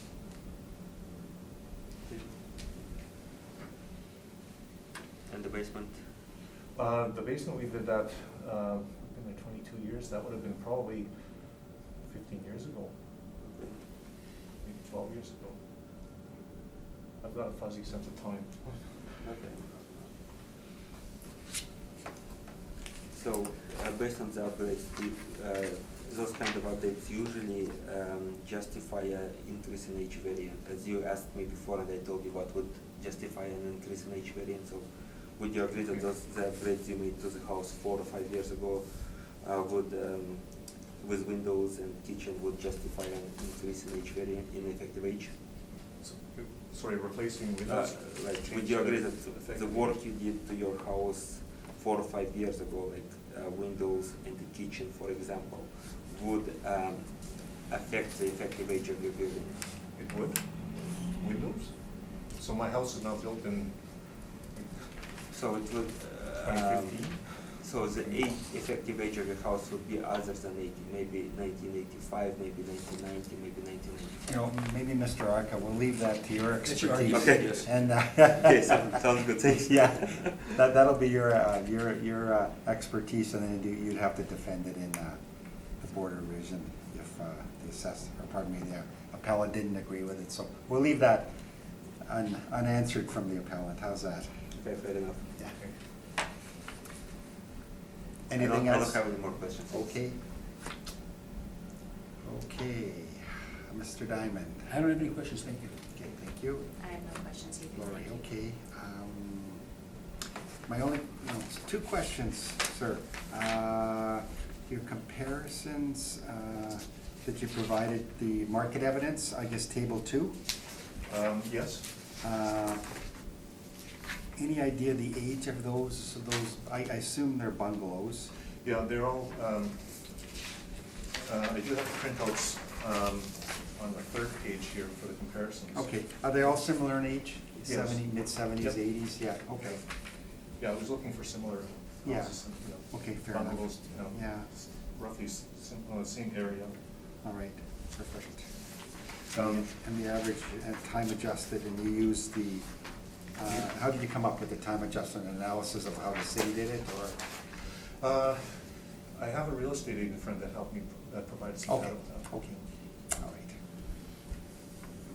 And you noted the recent, or over the past 10 years, we'll call them renovations. How about the plumbing fixtures? Anything replaced there? Have you modernized them? No, No, okay, okay. we've replaced them, but it's replaced because they were broken. Yeah, no, fair enough, okay. And you're asking us to revise the assessment from 392,000 down to 376,000, and that's based on your time-adjusted Yeah. selling price analysis? Yes, Okay, all right, on the cost per square foot, yeah. okay, And I maybe just one additional comment. of course. I think the city's comparisons, I think comparison 1 and 2 are probably the most accurate of those. They're similar houses, they're a corner house on a cul-de-sac. Mhm. The other ones, I'm not sure, because I only saw those this morning, but Yeah, okay. based on the map there. No Placid Cove is also a cul-de-sac, but that's not a corner lot. Halfway is just around the corner from us. That's the house with the sailboat on the front yard. So you can know those houses, but I think that comparison 1 and 2 are probably the most similar. Okay. All right, and Mr. Arca, requirement for summary, or you? I think I'll quickly do a quick summary this time. Okay. So, again, with property owner mentioning the location of the comparables, comparable number 4 is actually adjacent to the same cul-de-sac that the subject property is in. So, and the comparable 3 and 4 are actually closer in proximity to subject property, even though they're not on cul-de-sac. And comparable 4 is kind of on a cul-de-sac, it kind of touches it a bit. And my next point is, based on the evidence presented, property owner is, based on his evidence, is asking $376,000 reduction, $376 as a fair assessed value from $392,000, which is the current assessed value, which is a 4.25% difference. I will have to bring forward again the case of John A. Flanders Limited versus the City of Winnipeg assessor, where it was established that 5% degree of reasonable tolerance is accepted for the assessment purposes. Thank you very much. Okay, thank you. Sir, you okay? Yeah. Okay, thank you for appearing. Thank you for your That time. concludes 19 Harewood Close, and you will hear from us as soon as possible, okay? Okay. Thank you. Thank you.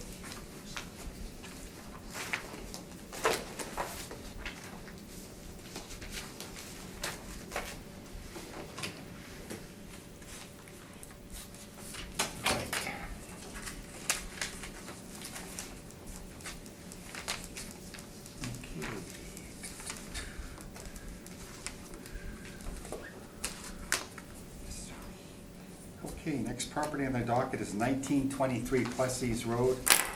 Mr. Mirchak. There you go, sir. Come forward.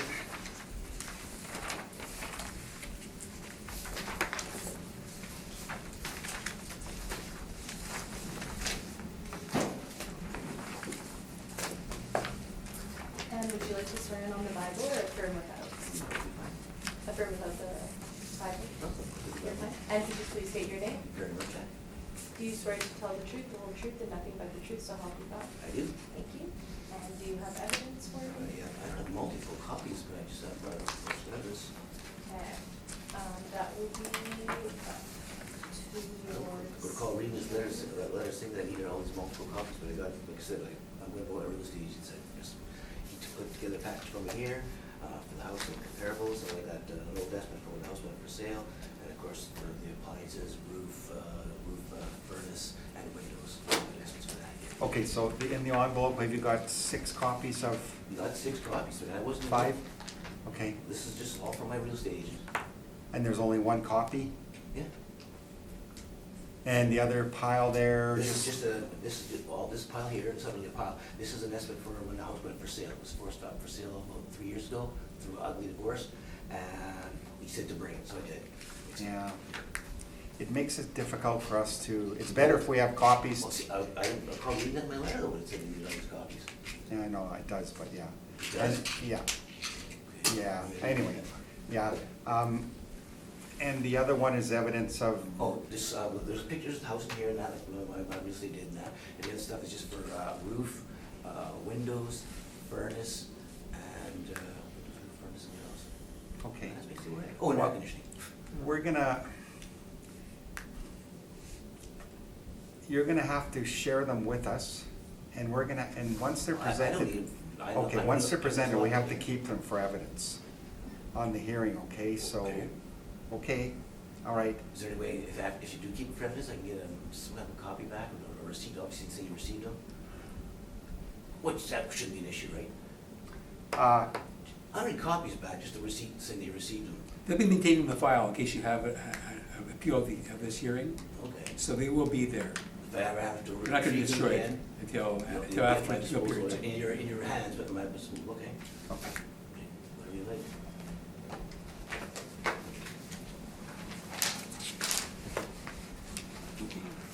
Problem is, you're gonna need that to refer to. Yeah, I got multiple And copies of all then, kinds of stuff. After this, I'll make copies and send them over to you. Okay, that's usually the case. I also have 5 copies of additional Okay. documents that we presented here. Okay. It does say that in the letter somewhere? So you want me to Six review copies. it? Sure, Or- 6 copies. I have to read my letter again. I don't see this. Okay, first of all, the assessor's got additional evidence, okay. All right, and you've got a copy, right? Yes. Kelsey, okay. And the rest of it, let's let the assessor look through it. And then we'll hand it down the line here.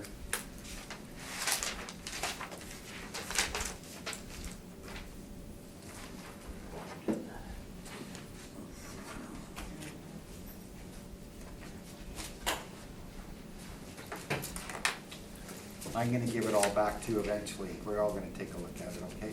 And you can refer to it, and if we need information, you can show us what we're Well, let's see that requesting. with 6 copies in one. I'll just give it one at a time as I reviewed it. Okay.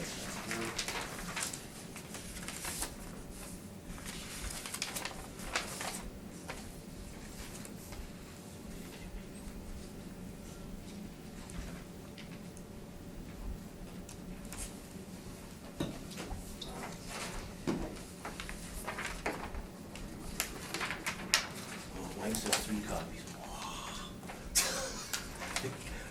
Oh, sorry about that. Yeah, the second page. Walter.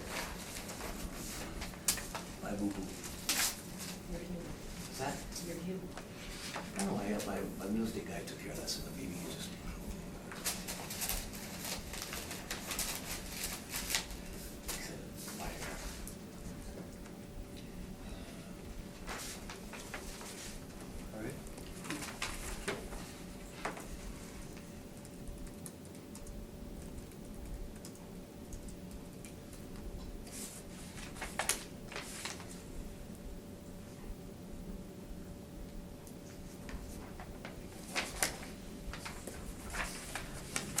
So I might as well ask you now, this quotation for the heating Yes. system, is this, Strictly for upgrade. It's just, it's never been changed, it's still original. Everything oh, else- okay, yeah, so, just stick so with the Boardroom. current systems are working? Yes. Okay, Yeah, you can. that's just for an upgrade, okay? Yeah, that's what my, he said, that's zero upgrades, house is from 91. Okay. Everything's original, well, except the roof. So this is sealed, I'll have to open it. It's not sealed, it's not sealed, Huh? it's not sealed. No, no, no, no, no. Sorry. Oh, sorry. Very meticulous, sorry. It's not sealed. Okay, and now for the three quotes for, we've got Windows, Weather Pro. These are for Windows to install new Windows Yeah. only, they're not required? Oh, yeah, they're required. Okay, all right, Sorry, yes. okay. If you're asking why I haven't done the upgrades, we're going through, still going through a very, very ugly divorce, and the house hasn't been signed over yet. So until that happens, I gotta hold back on the upgrades. Yeah, this is like, yeah, those things that I'm quoting you, like the furnace, that furnace still works, but it's still original. Windows, we definitely need the roof in the garage, it's finished. And the basement's not finished. Okay. There's photos there to show you that. Yeah, we'll get to that, but we're just trying to analyze why you're presenting these, because we've only got the one copy, so it makes it difficult. Yes, I'm there. On my minor defense, I did show my real estate agent that letter. I don't know why I didn't. Again, not a working title. Now, a second estimate for Windows is because you're adding more windows or No, replacing? it's always good to get one or two estimates. It's like when I'm in the trade, in my trade, I'm gonna get another quote. I mean, one quote's good, but two or three are better. That way you get something to compare it to. Okay. All right. And these brochures are, Yeah, that's probably just for shingles and windows.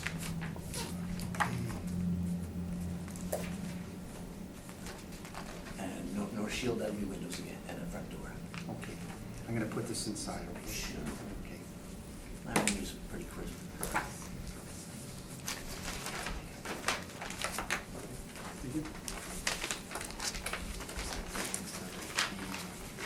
That first one, the AC and the furnace.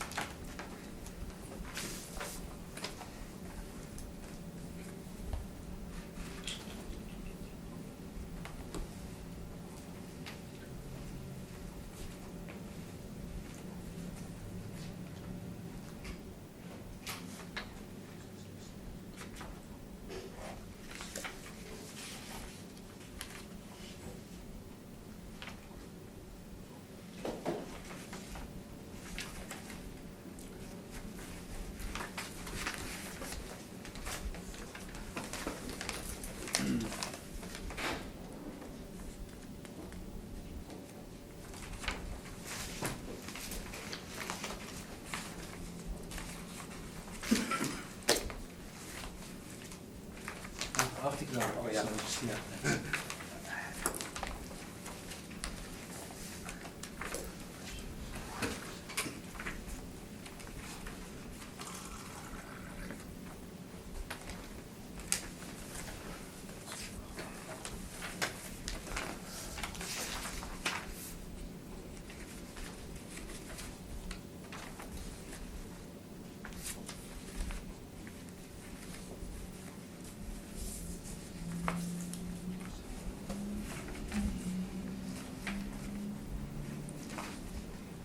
And these pictures of 1851 plus these roads, the reason for that being submitted? 1851? Yeah, That's my real estate agent. I don't really know. I guess for a comparison. okay. And then the rest of that presentation are the condition of the doors, the fence. The basement. So this is your basement? I can see it. Yes, it is. Okay, so these are all subject property photos, including your furnace, Yeah, he just to show it's original. okay? And then some more comparisons. We're not sure why, okay. All right, I'm just instead of following ask the expert, this guy, well, real estate agent. He does what he does. get that extra copy. Yeah, okay, now this is an offer to purchase that you submitted. This is when you purchased the house in... No, that's No? just because of the divorce, my real estate agent told me to bring it, I don't know why, it was 3 years ago, at 247, it was listed at 280, but there was a big squabble in court, it was way too high, way over what they wanted to lower it, so no, they agreed to that, so anyways, that's the only offer that was on the house was 247, mine was 3 years ago. So you listed it for sale 3 years ago? I didn't, courts did, The courts did, okay? yes. And, for 280, and I said it was way too high, and there was a big squabble with that. They did what they did, it's okay, fine, it'll never sell for that, which my real estate agent said, and we only got one offer, 247, okay, and what year was that? 215. 2015, okay. Court ordered listing of $280,000, Yes. okay. And you received one offer during that listing of 90 days or? No, it was 100 days, 110. something. Okay. And you received an offer of 247, which you rejected. Yeah, well, no, it was ridiculous, way too low, like, both parties, it's ridiculously low, eh? So you rejected? Yes, okay, yes, yeah. Okay. Yeah, I don't wanna sell my place, that's my home, as you see, it's not just a house, it's my home. No one's lived there, but, well, my family and I. Okay. It's something matters to me. All right.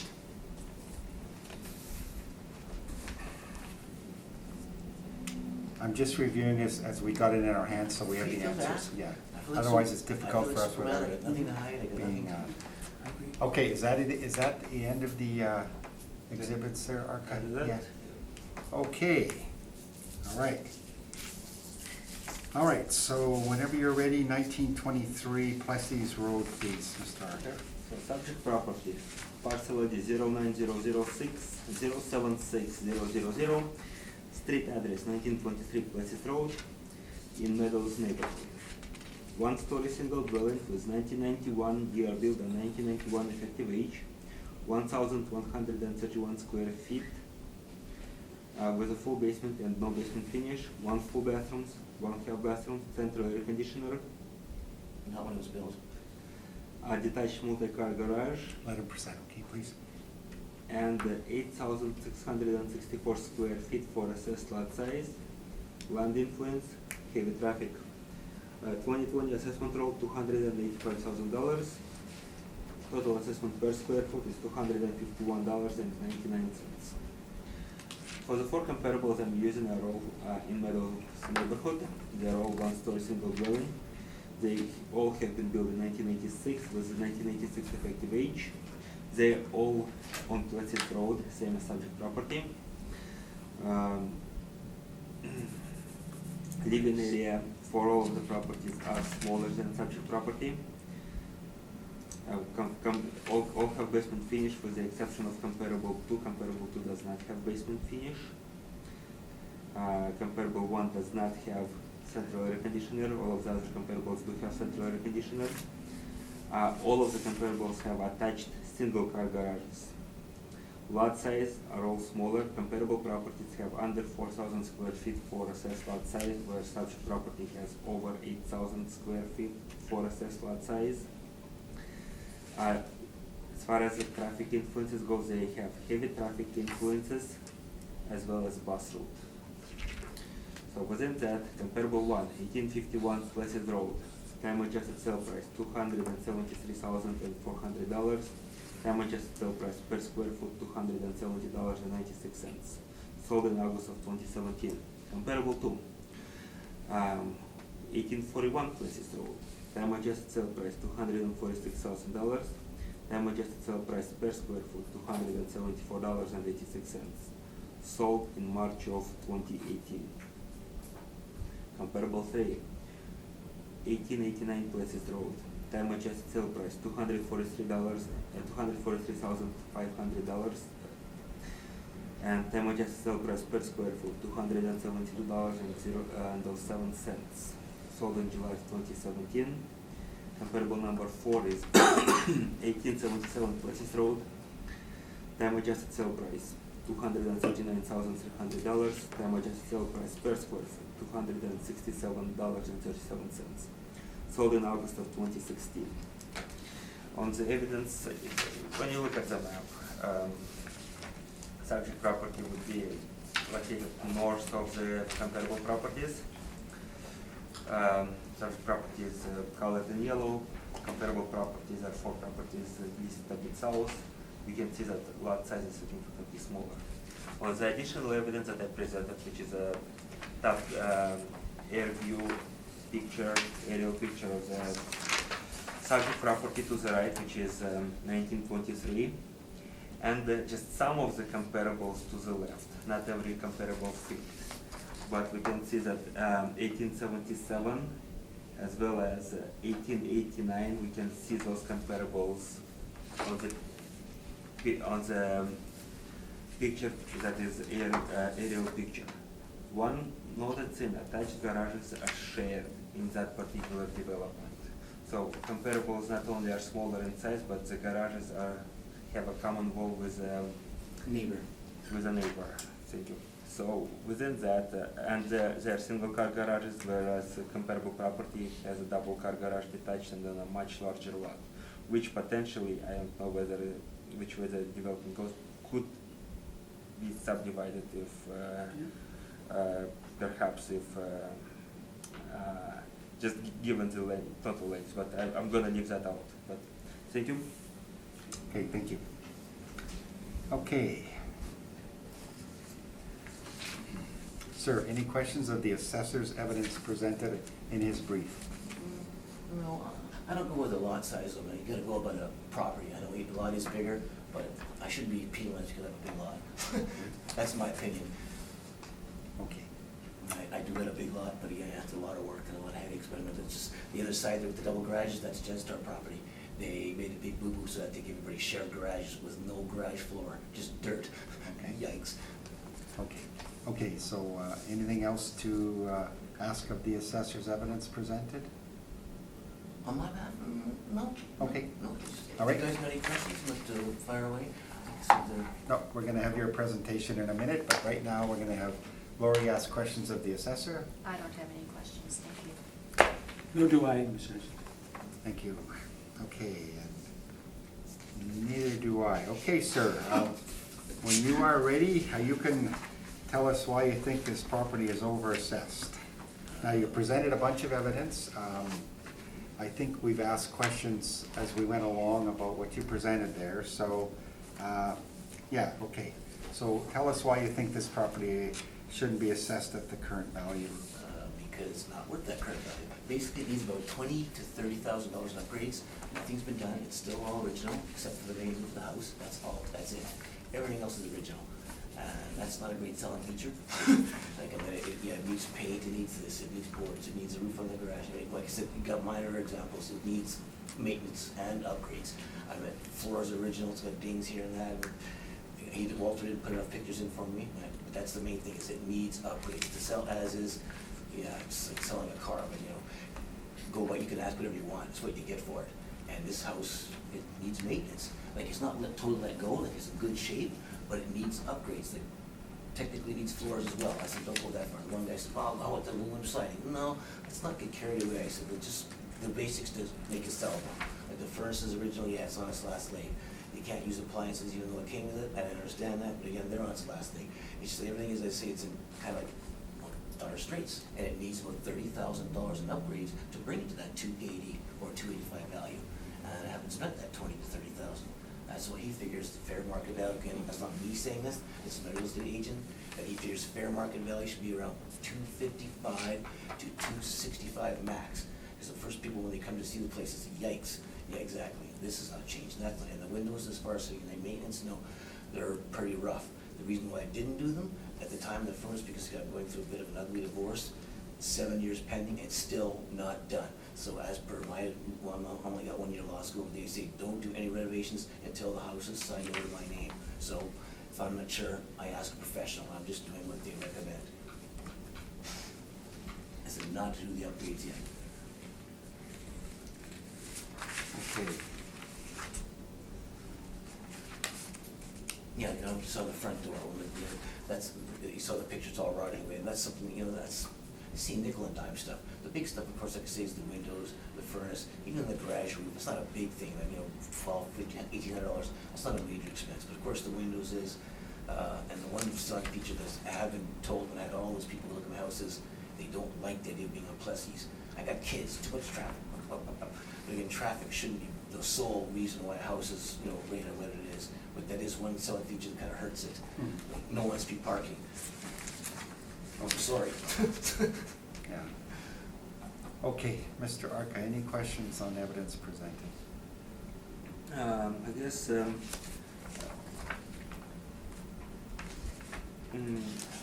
well, some of the evidence that's properly presented are post-reference. That's what I noticed. So, when you ask your real estate agent to provide the valuation, did you ask him to provide it for April 1st, 2018 market value or any value? No, the newer one.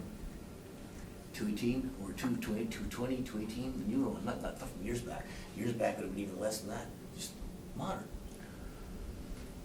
Okay, so the evidence you presented, for the most part, is it after April 1st, 2018? Yes. And hence, look at the date of the thing there, it says right on the 219, on that one folder from Walter Bonnie, and there's one there, I think you have it back there. See, this is the difficulty only having one copy. Yeah, okay, I'm just saying, to say July of 219, I just received it, yeah. So the assessor is noting that market evidence that your agent put together for you is post-reference. The sales occurred after No. April 1st, 2018. Is that what you're saying, Mr. Arca? Correct. Yeah. It's, well, he said from now. Yeah, but the assessor noted that they're post-reference sales. Post mean. Means after the After the date, yeah, so.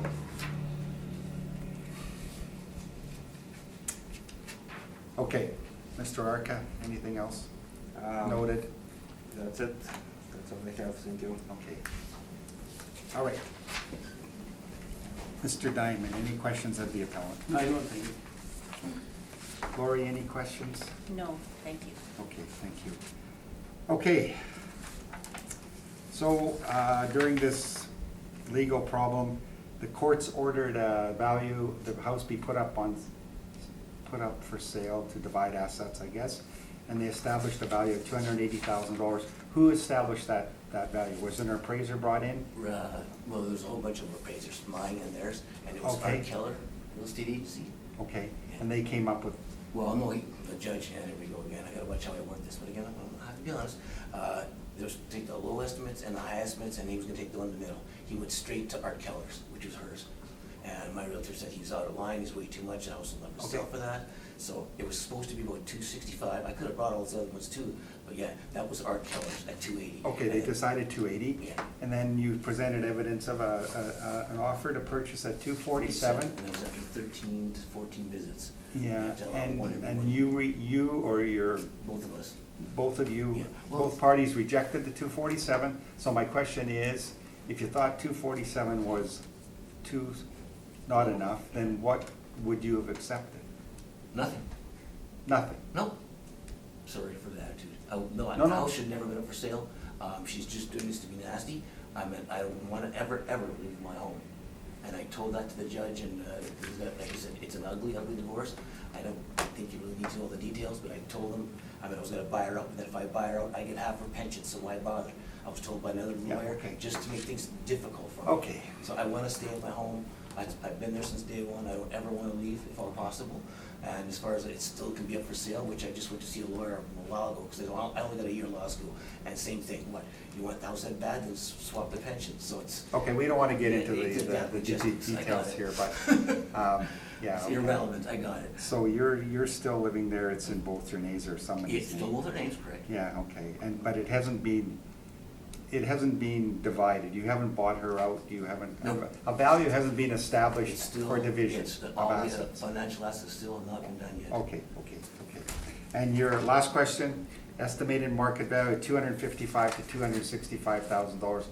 Where do you get that number from? Based on those, Sorry, about real estate. but based on the post-reference sales, or?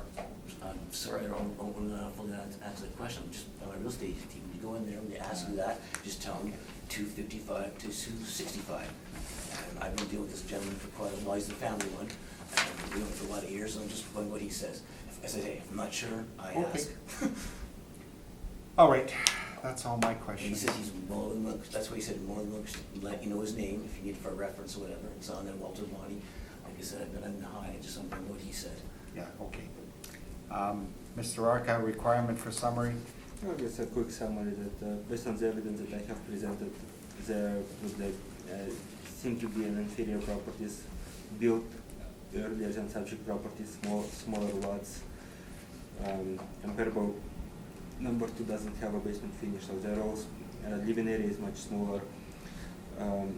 They do sell in the actual range anywhere between 240 time adjusted sale price for a 900 square foot home, 895 as comparable number 2, to $273,400 for comparable number 1, which is a 1,009 square foot home.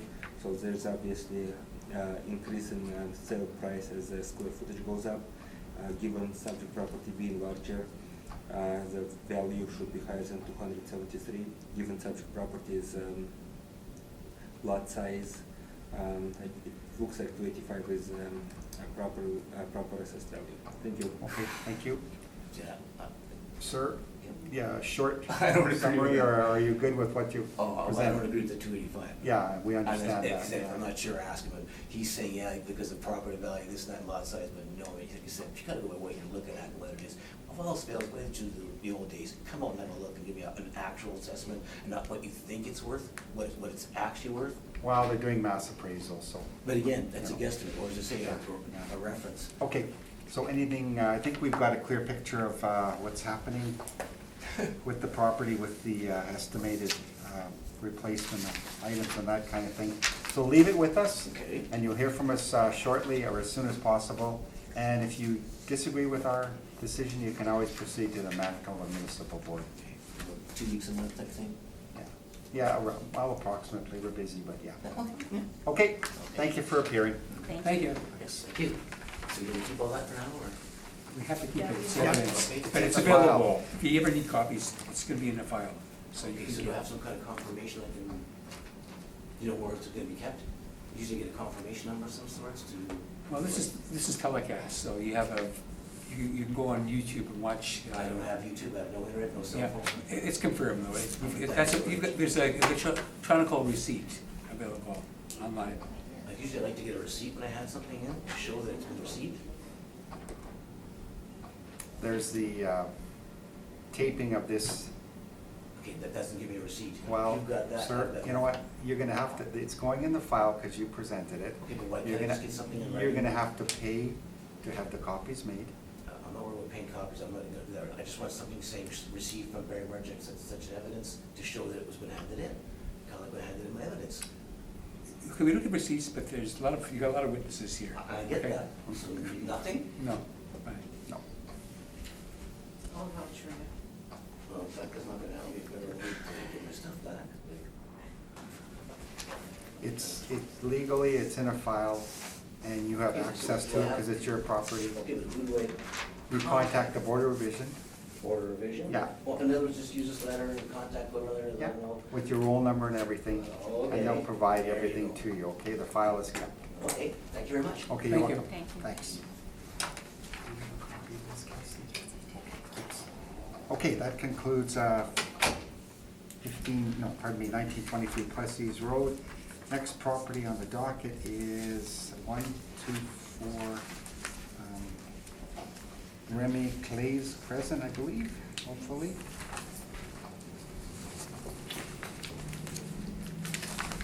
And we are, oh boy.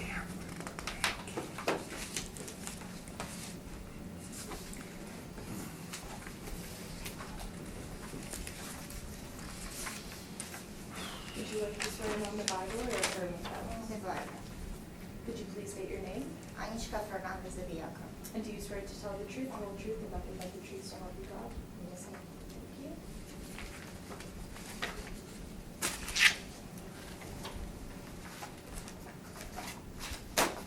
Thank you.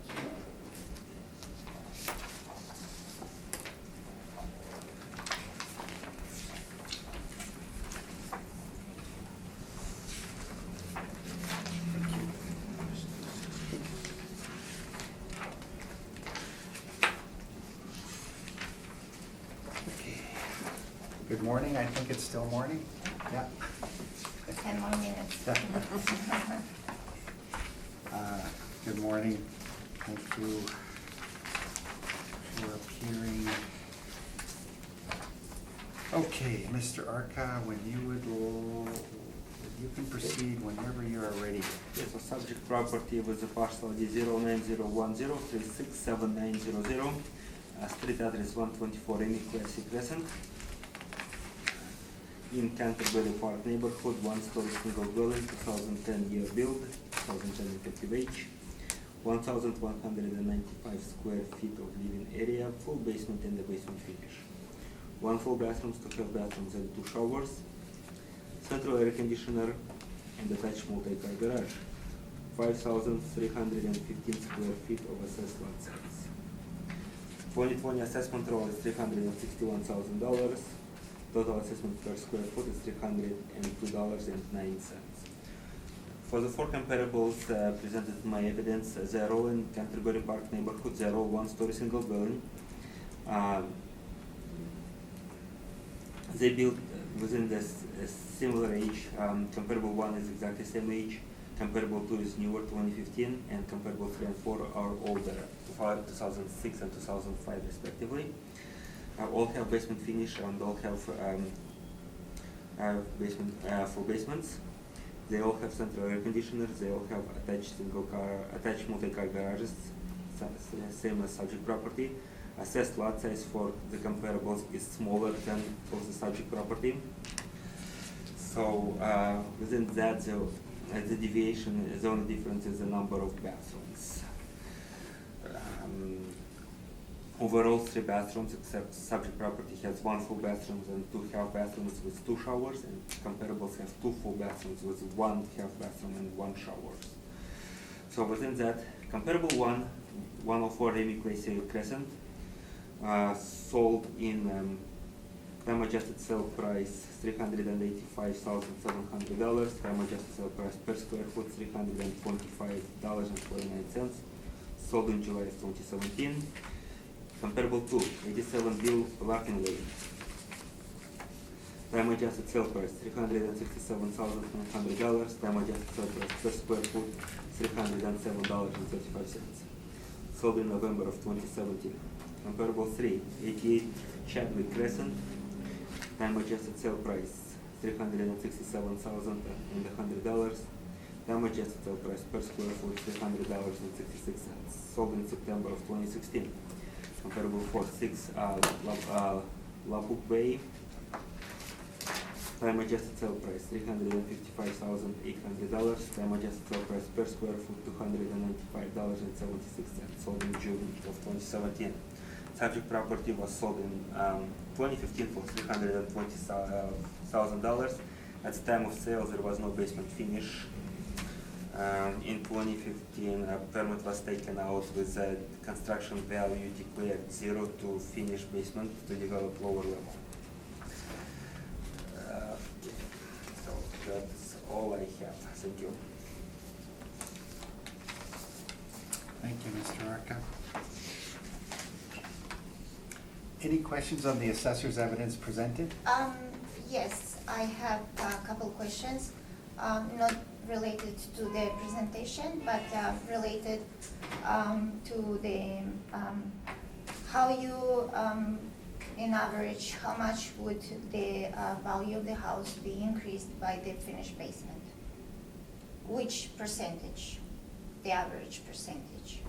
I would like Depends to on know. the level of basement finish, depends on the size of basement finish, being finished. I would like to know an average, please. I cannot tell you the average. Okay, Maybe he could tell you how much it's added in market value to the subject property. but again, it's different, the size of the property could be different, No. the year of the house could be different. No, but the model's gonna add so much per square foot of basement finish in that specific property. Okay. Yeah. And another question I have, what is the average increase on the assessments usually from one assessment to another? Depends on the area. Without any renovations, without any changes, regular average increase? Okay, let me see if I have that information. It depends on the area, each area is different. So Let's say in my area. that's exactly, I'm trying to see if I have that Thank you. information with me. Bear with me, probably.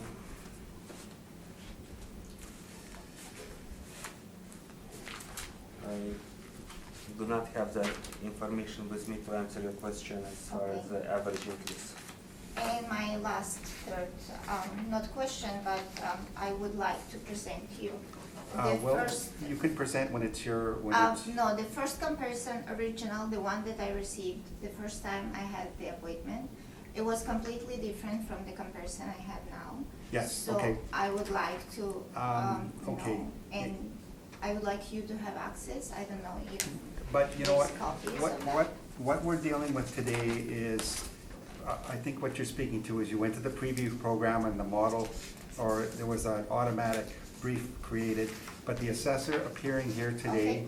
is defending what he's presented in his brief. Okay, That's- I just want to point this Yeah. first. Yeah, we understand there can be differences on the, Okay. from the original brief to the one that's presented today, but this is the information that we're dealing with, and we're gonna make our Okay. decisions based on, Okay. okay? Mhm. Okay, so any other questions on the information that he's presented today?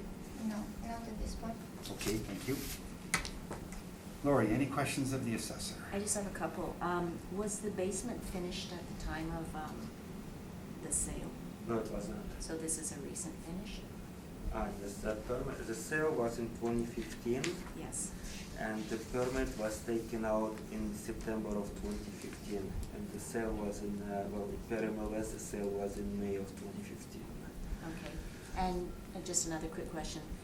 The finishes within this house and, the basement finish, what are they graded at? Like, are they just sort of standard? No, they're average finishes and average basement finish quality. Okay, thank you very much. Thank you, Lori. Harvey, any questions? Yeah, and how much was the permit for the basement? Declared value was 0. 0? Yes. Yeah, that's unusual, isn't it? Huh? That's unusual? Sometimes I see permits with 0 values. I don't know exactly the reason why. Okay, so you don't know how much was spent on? No. Okay. Because my husband was doing, we were doing everything ourselves. Well, you still have to buy materials though, but anyway, Well, we didn't know at the time, and because, that's fine. I think I see the question. I asked Okay. you'll get a chance to answer your questions in a few minutes. sure. Okay, thank you. I have no further questions. Okay, Mr. Arca, any notes on the 2015 sale, condition of the property? I think you said it was an MLS Yes, there is an listing. MLS Okay. listing. Let's see. So I can read it out as it is. Would you Home- mind speaking up, please? Okay, home of a wonderful family, Newer 3-bedroom and 2 full bathroom bungalow with attached 2-car garage is located in pine-shaped lot in Canterbury Park. Nice foyer with direct access to the entertainment area, living quarters and basement.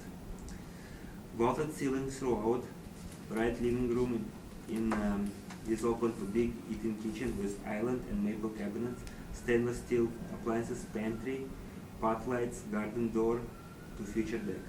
Great size master bedroom with walk-in closet, 3-piece ensuite, main floor laundry, full insulated basement, is well laid out, has steel beam, high efficiency furnace, central air conditioner, big hot water tank, sump pump, rafting for the central vacuum. Big windows, painted floor, and painted FL floor. Insulated and drywalled 20 by 22 garage, has opener and a remote. A great fence yard is landscaped. Shed will remain. Warm and bright home on a quiet street in the well-developed family area with schools, parks and transit and massively rich and shopping area nearby. Few minutes to Lajamadier and the perimeter. That's all. Okay, and what was the listing on that? What was the listing price? Listing price was $329,900. Okay. Thank you. And that was in 2015, right? Yes. Okay. Approximate a month, does it have a? The month? The month of the The listing? listing Oh, was months. around May, I believe. Okay, May, okay. Yeah. Thank you. Okay, so early, late spring, okay. Okay,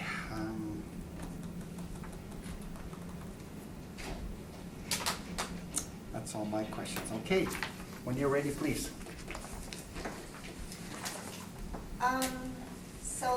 I would like to begin with some of the properties that I choose for comparison. You have the copies. It's 127 Peters Sac Bay, 103 Peters Sac Bay, 124 Redonda Street, 6 Lapuk Bay, and 104 Rainy Place. Crescent. Most of these houses are an average of 1,200 square feet, except for the 124 on Redonda Street. But all of them, they have the finished basement. And let's start from, just give me a second here. 6 Lapuk Bay. Okay, are we referring to the sales data book? You have both. You have these copies and these copies. Okay. And so now, if you can find 6 Lapuk Bay on the sales data, Okay, and what page would that be? So, would be page 22. 22 of 51, is that what we're referring to? Yes. Okay, page 22 of 51, and number 6, okay. You can see that the sales price was $355. I would like also you to take a look at Peter's Sac on page 24. Okay. Which address are we referring to? 103 first. Okay.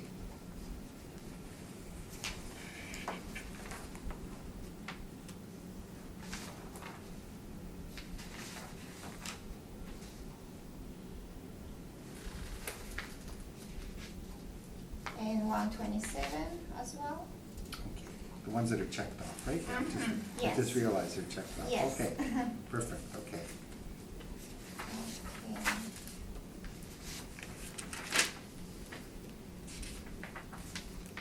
And the one that you have in your comparisons as well is the 104 Remy Place.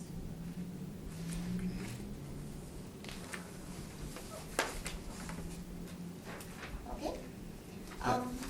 So, as you can see, more or less, the average is about 350, 345, 355.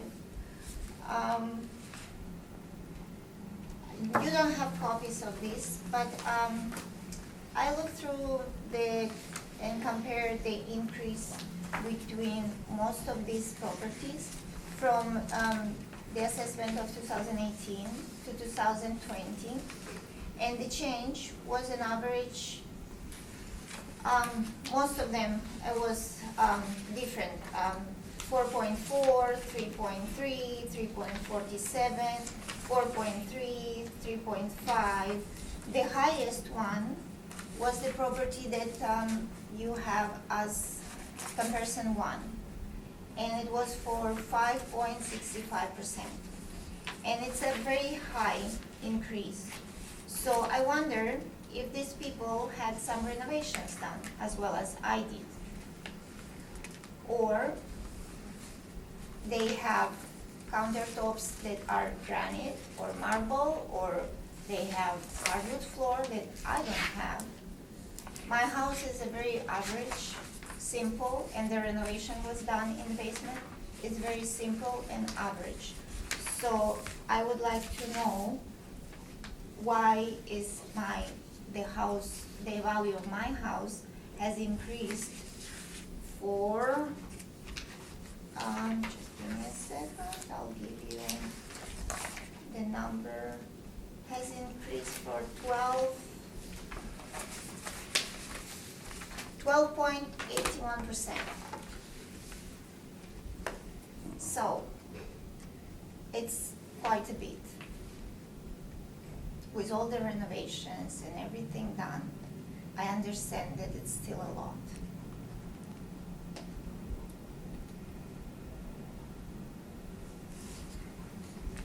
I understand that the sales you are showing in the comparisons, even if you compare the 4 comparisons you have in front of you, the highest one, the comparison one, probably is something completely different in the house. It should be a hot tub, it should be, I don't know, porches or how it's called, countertops and, I don't know, I don't have any of those things. A regular backyard without any, how you like to call it, the decks, I don't have any of those.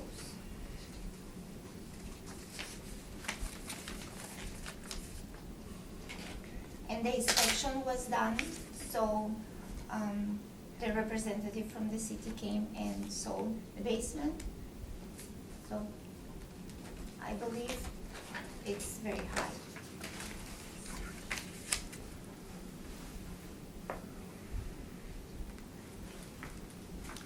Okay.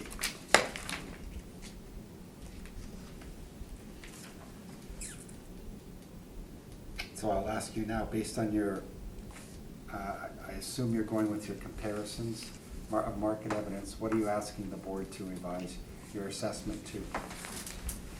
I would say an increase maybe of 8, the most 10% would be fair, but not 12.8. Okay. Well, I'm gonna make a comment here. The difficulty with comparing assessments and increases is that your house is a perfect example. The old assessment didn't reflect basement finish. Now, you've added basement finish, Mhm. and that's gonna add value to the property. That's gonna bump your assessment up from the old assessment because there's added value in change in characteristics. So that's why it's difficult to compare what an average increase to establishing market value. Because the department throws away those old values and completely does a reassessment based on market evidence. Can I pass this around, please? Unfortunately, your printer is very expensive, so I couldn't afford to make copies of this as well. So those are comparisons of all the houses without any renovations, without any changes. So I would like to know, based on what are the numbers so different? Well, okay, without saying that, I'll give you an example. If somebody in this board had a reduction of $20,000 for a structural problem or some kind of perceived problem from this board, and next time it turns out that they've repaired that structural problem, but they'll come back and say, my assessment's gone up 20%. It's because it was reduced, now it's being corrected, now it's reflected in the new assessment. So you can't accurately compare old and new assessments. It doesn't reflect a true picture of what could be going on in the marketplace, you know? So then back to the prices. Why then my house is compared to the most expensive house at first, the highest sale price? Well, I'll leave that We one to don't the know what assessment. this house has inside, as Right. you mentioned. Yeah, but the assessor can explain why he picked those 4 comparisons. I think it's pretty straightforward: size, age, and neighborhood. But the price you can see without any further investigation, that the comparison first, it's much higher than the second one. So probably this house has something to do inside or outside, or I don't know. But your house is not sold at assessed at $325 per square foot, yours is assessed at $302 per square foot, which is well less than the house next door. Of course not, because it's ridiculous. Nobody will pay this price. It's a very high price. And if you were assessed at $325, I can see your argument, But but if you're you assessed can at see, $302. if you can see this house, the one that you are showing in the first comparison, somehow this house was assessed as 300, and I'll give you 355. But then my house was assessed as 361. How is it? I don't understand. And this house was just sold for 385. So I don't understand then. Well, okay, we don't know what's happened there, and again, we're comparing assessments. Maybe there's something unassessed that we don't know about, or that the assessor doesn't know about, not we. You know what, I'm gonna make this simple.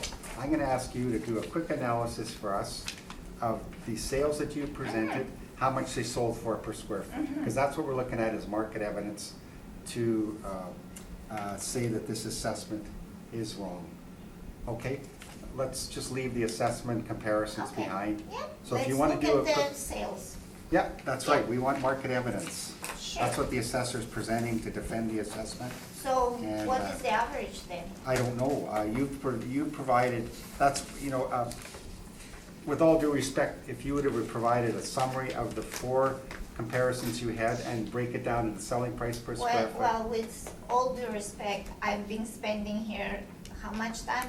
I had to prepare all of I know, this. I know. And I know. Well, so I'm gonna ask you, this is why I'm an average citizen. yeah, of course, everybody here is an average citizen. Exactly. So we are trying our best to prove Of the course, point. yeah. This is why I can present you. I'm not a university. No, you have presented evidence here, So but we need one more step. I think it's good enough, and it's pretty clear what I'm trying to prove here. Yeah, So can we look into the average that's sales what I'd price? like you to do for Yeah. us, yes.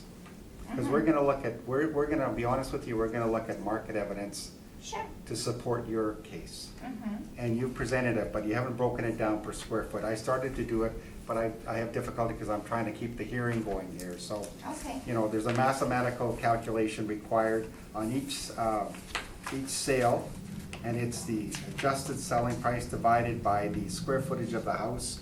But unfortunately, I have to keep on flipping back and forth from the assessment, Yeah. the roll printout. So, can you do that quickly? I've done 2 of them already. I've done 103 and 127 Peter Sossack Bay. And so one's selling at $353 a square foot, one's selling at $283. And the other 2 that you wanted us to compare to, that's why I asked you to highlight them when we were going through them, because I knew we needed an analysis of evidence of what they sold for. And the best way for us to do that is to break it down to selling price per square foot.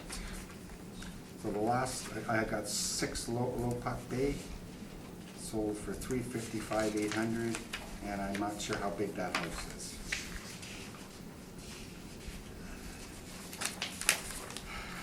It's 1.2. Pardon me? It's 1,203 square feet. 1222? 1203. 1203, okay? It's $296 a square foot, okay.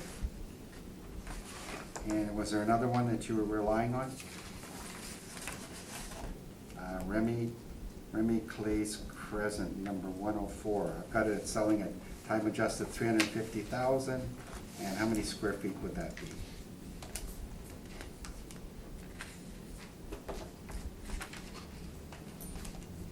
No, sorry. Yeah, 385, 700.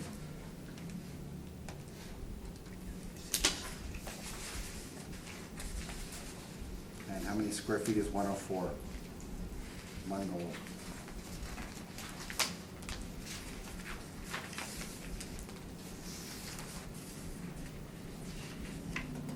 The 104, Mm-hmm. 1185. Okay, that's $325 a square foot. Yeah, well, that's number two comparable, or number one comparable, the city. Yes, Okay, oh, so that isn't your copy. number Okay. one. Okay, so now we've got, well, I guess 3 of your own for evidence of what you think the assessment should be. And you said, in my notes, you wanted it to be estimated market value at, or maybe you didn't say it. What do you think the assessment should be revised to? I don't know, somewhere between, 345, 355, no more than that.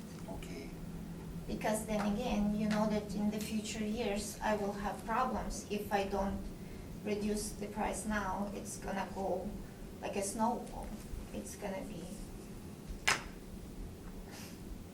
okay.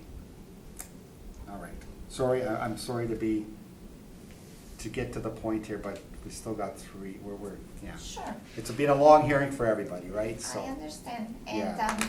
you should probably include in your letters that it's taking more than, half an hour or so as, Yeah, me as a first-time, I know. person being Yeah. here. I know. I didn't expect, I booked 3 hours from my work. Yeah. I didn't expect to be. In all fairness, we never know who's gonna show up and how long it's gonna take. You know, sometimes only 3 people show up. But at least Yeah. you should have mentioned that it might take a full day. Yeah, okay, duly noted, all right. Yeah, okay. Okay. Mr. Arca, any questions? Yeah, well, on the evidence presented by you, do you know if the properties have basement finish or not, or whether they had basement finish upon time of the sale, or if the basement finish were added later to the properties that you presented as evidence? From my neighbors? Of course not. How do I supposed to know what people do in their houses? I know that many of these houses around me, they have, decks, high decks. I don't know if they are registered, but I know that the majority of people around me have decks. And it's this, as I mentioned, this property, the 104 that you are, comparing my house, I don't feel very comfortable because I don't know if this house has a countertop that it's marble. I don't know if this house has floor that is hardwood floor. I don't know if this house has, I don't know, everything that would increase the volume. I don't know about that, and there is no way for me to find about that, right? I don't know. But another question. Let's say, for example, take one of the examples you provided. Let's say 6 Lapuk Bay, which Yes. is also my comparable number 4. Yes, Okay, so based on the evidence that provided there, right? mm-hmm. You don't know either, do you, whether it has features inferior to yours or not, do you? Yes. But if you compare the average price for all these, even for your 4 comparables, the average price for the sales or for the square feet, this is much, much higher. The first comparison, it's much higher than all the rest. This is why it's bringing my attention.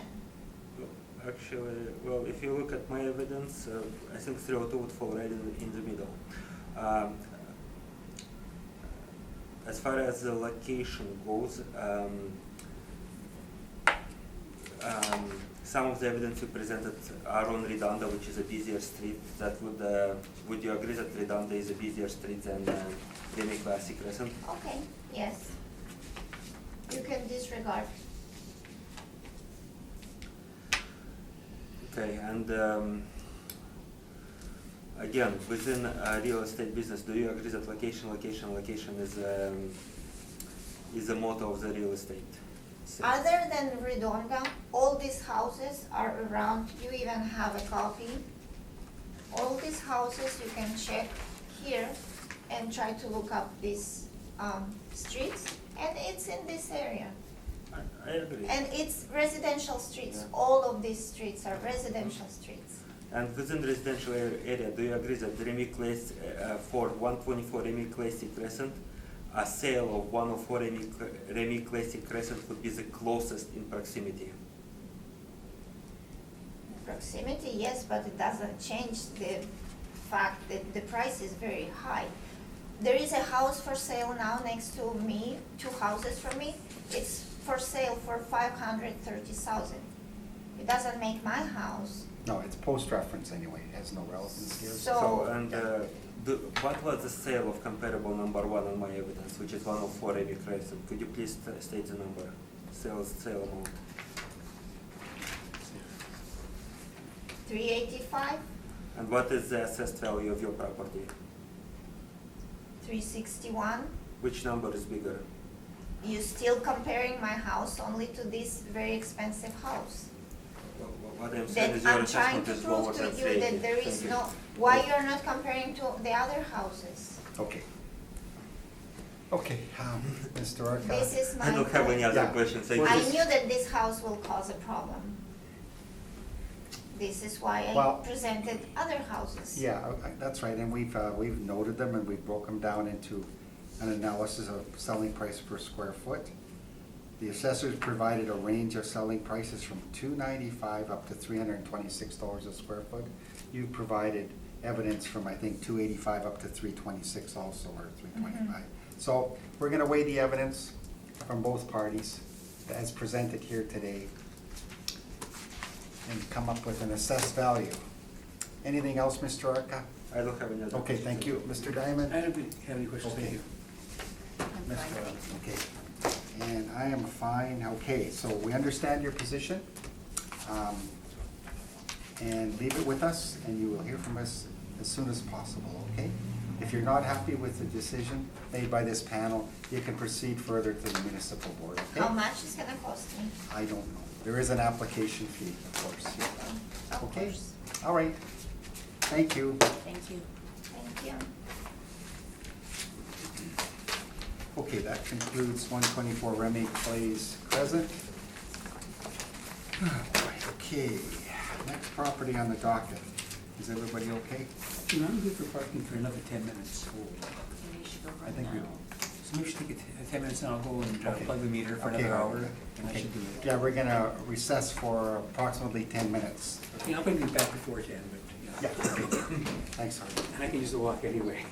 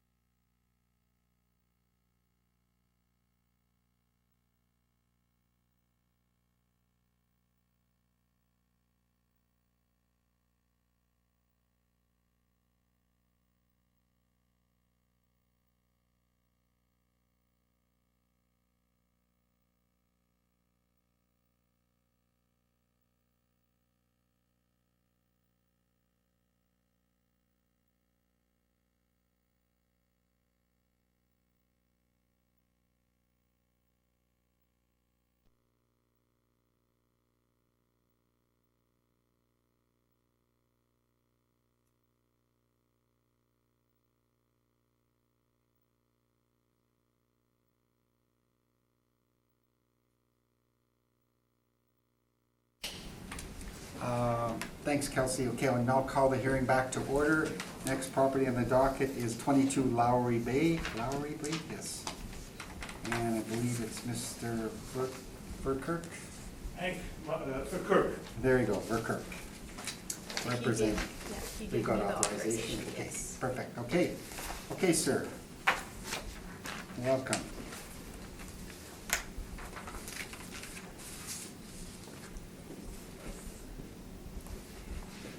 And would you like to swear in on the Bible? The Bible's fine. And could you please state your name? Hendrik Jacob, Minded. Put your hand up. Do you swear to tell the truth, the whole truth, and nothing but the truth, so help you God? Thank you. And do you have evidence for me? Thank you very much.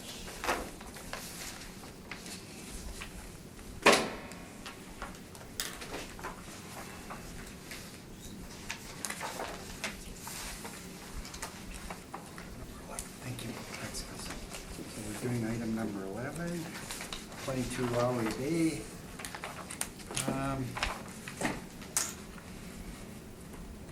Mr. Arca, whenever you're ready, please. Take your time. I'll probably start presenting my evidence and then I'll review property owner's evidence during his presentation. Okay, would you mind speaking up, please? Oh yeah, I'll Thank you. start my presentation right now and I'll be reviewing property owner's Okay, case perfect. Thank you. when doing presentation. Subject property parcel ID 0205 1117000, 22 Lowry Bay.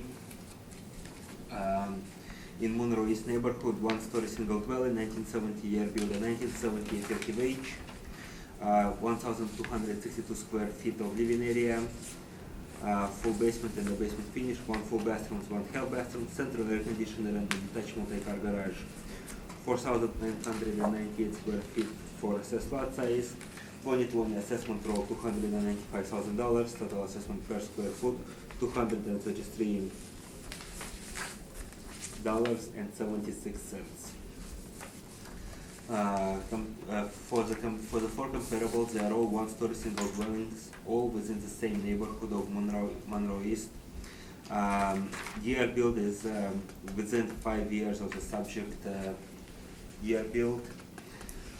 Similar in square footage, with comparable number 4 being significantly smaller, but the first three comparables are similar in square footage to subject property. All have basement finish, all have full basements, all have central air conditioners, and all have detached multi-car garages. Lot sizes very similar to subject property. So within that, comparable one, 1133 Mountain Avenue, time adjusted sale price $89,200, time adjusted sale price per square foot $234.17. Comparable to 1034 Prince Rupert Avenue, time adjusted sale price $310,000, time adjusted sale price per square foot $227.94. Comparable number 3, at 790 Simpson Avenue, time adjusted sale price $309,000, time adjusted sale price per square foot $231.11. That one is sold in July of 2016. I don't think I read when that comparable 1 and 2 were sold. So comparable 1 was sold in June of 2017, and comparable 2 sold in March of 2018. Comparable number 4 is 6 George Sati Bay. Time adjusted sale price $294,500. Time adjusted sale price per square foot $287.96. Sold in April of 2017. Yeah, that's all I have. Thank you. Okay, thank you. Sir, any questions of the assessor's evidence presented? No. Okay, thank you. Mr. Diamond? So you agree that comparable number 4 really is a much smaller house, and so you have a higher per square foot value, and it's really not reflective of the property as your other comparable. Well, Much better. there is economies of scale, so price per square foot on smaller properties would be higher, but the 988 square foot house on 6 George Sati Bay actually sold for $284,500. No, I see that. Yeah, It so seems to that's be- all I have to say. Yeah, it doesn't seem to be comparable though, based on size. Well, it's the smallest one of all, yeah. And there is but even for it being so small, it's still sold for $280,000 or $284,500 time adjusted. Thank you. No, I have no further questions, thank you. Thank you. Lori, any questions? No, I don't have any, thank you. And neither do I. Sir, when you're ready, please. Yes, the family is, that I'm presenting there is new to Winnipeg, and it's not in the area that I live in. And it's written in this letter, and I'd like to highlight three, and it will be very short. They bought it for $277.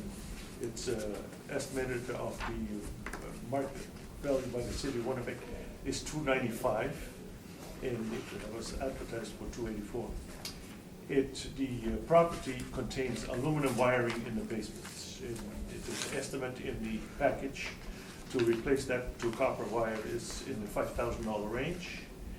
And for whatever reason, the evaluation, and it even showed up in your comparison, there's a railroad track running in the area, and south of the tracks, the average value of houses is lower, and north of the tracks it's higher.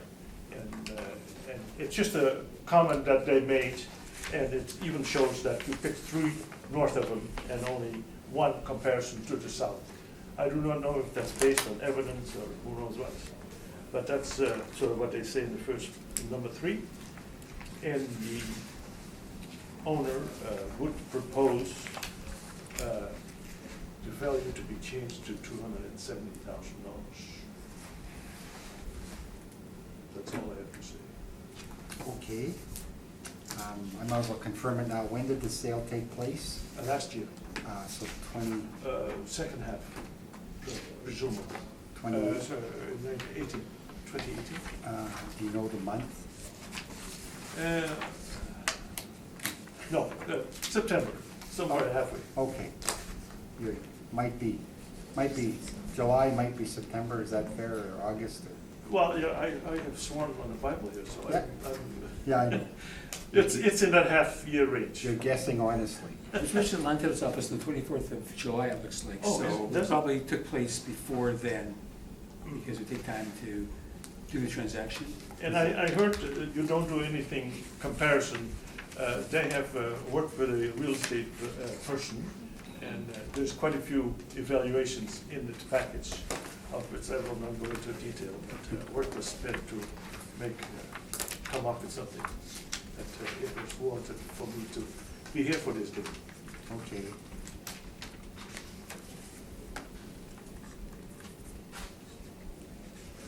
Okay, sorry, got sidetracked there. So you have no questions on the brief, and Lori, any questions of the assessor? Just, oh, no, I'm sorry. The assessor or the appellant?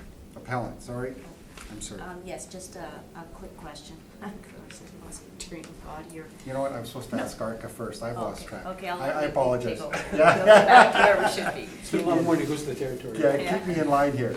Arca, are you still reviewing that? Uh, If you are, I'll have the panel ask some questions. Yeah. How's that? If I can have a Okay, minute Lori. still, yeah. I just had, you made a request to, for an assessment of $207,000, which is about $164 a square foot, and you're asking for that reduction. Did I get that wrong? It's 270,000. Oh, 70, not 7, I thought that was. 270, comma, 0, Okay, 0, sorry, I did get that. Sorry.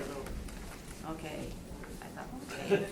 So then you're attributing that, or asking for that because of the aluminum wiring and the location with the railway track? Correct. Okay, that actually answers my question, because I wrote the number down wrong.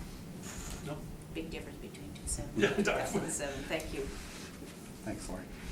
Harvey, any questions? So they actually paid $277,000 for it though, Correct. and as opposed to reference, so we shouldn't really look at it, but it, I guess is indicative, you're saying, of the valuation that would have been apparent.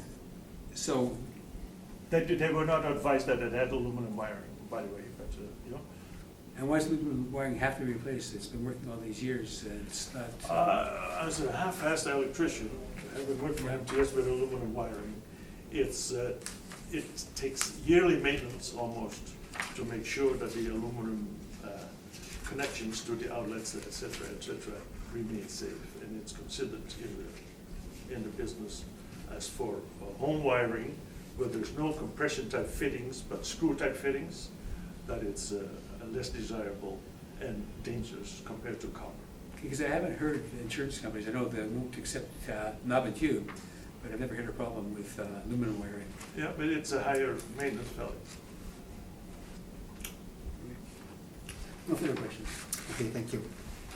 And so in your evidence, they bought it in 2018.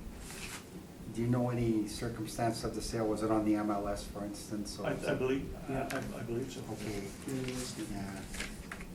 Arm's length, okay, fair market transaction, 277, July. Mr. Assessor, April 1st is the reference date, is that right? April That's 1st, correct, yes. 2018, yeah, okay.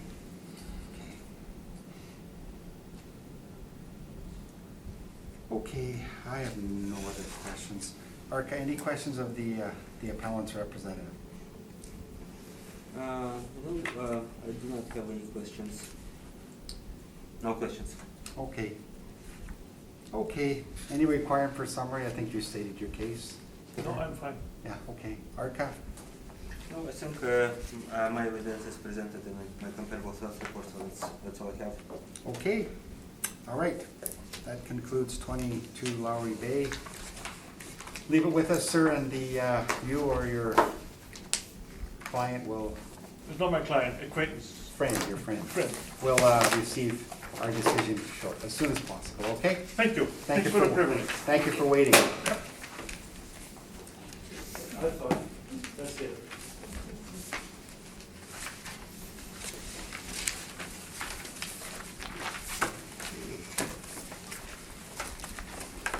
Next property on the docket is 320 Washington Avenue. Miss St. Pierre? Yes. Okay, come forward. And Kelsey will swear you or affirm you in.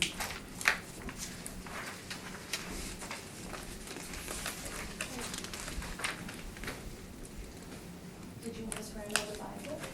Could you please state your name? Rose St. Pierre. And do you swear to tell the truth, the whole truth, and nothing but the truth, so I help do. you God? Thank you. Do you have any evidence? Thank you.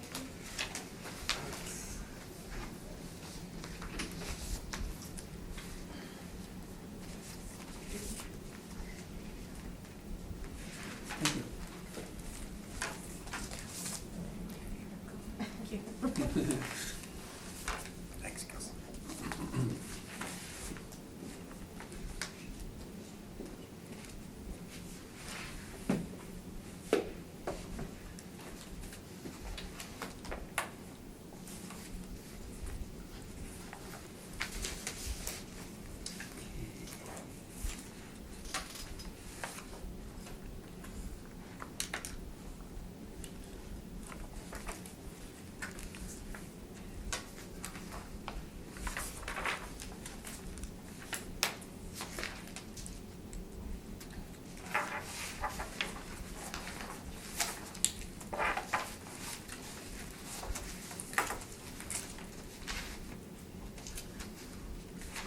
Mr. Arca, when you take your time to review and when you are ready, please. Could I get some papers I wasn't supposed to?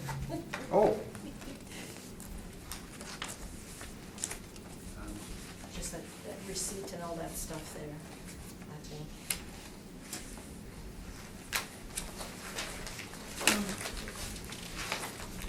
Yeah, I don't think I have anything. Do you have any Oh, maybe I receipts? messed that up. It's okay. Oh, okay. It's okay, You sorry. good? Okay. I don't know what I'm doing anymore. Yeah, that's okay. Thank you for your patience. Okay.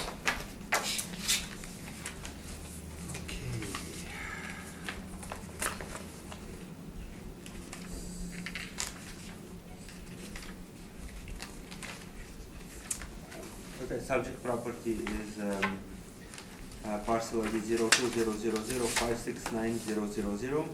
320 Washington Avenue is a street address located in Chalmers Avenue. It's a bi-level single dwelling built in 1989 with a 1989 effective age, 911 square feet with a full basement and a basement finish, 1 full bathroom, 1 half bathroom and 1 shower, central air conditioner and detached multi-car garage. Assessed lot size 4,432 square feet. 2020 assessment is $276,000. Total assessment per square foot $302.96.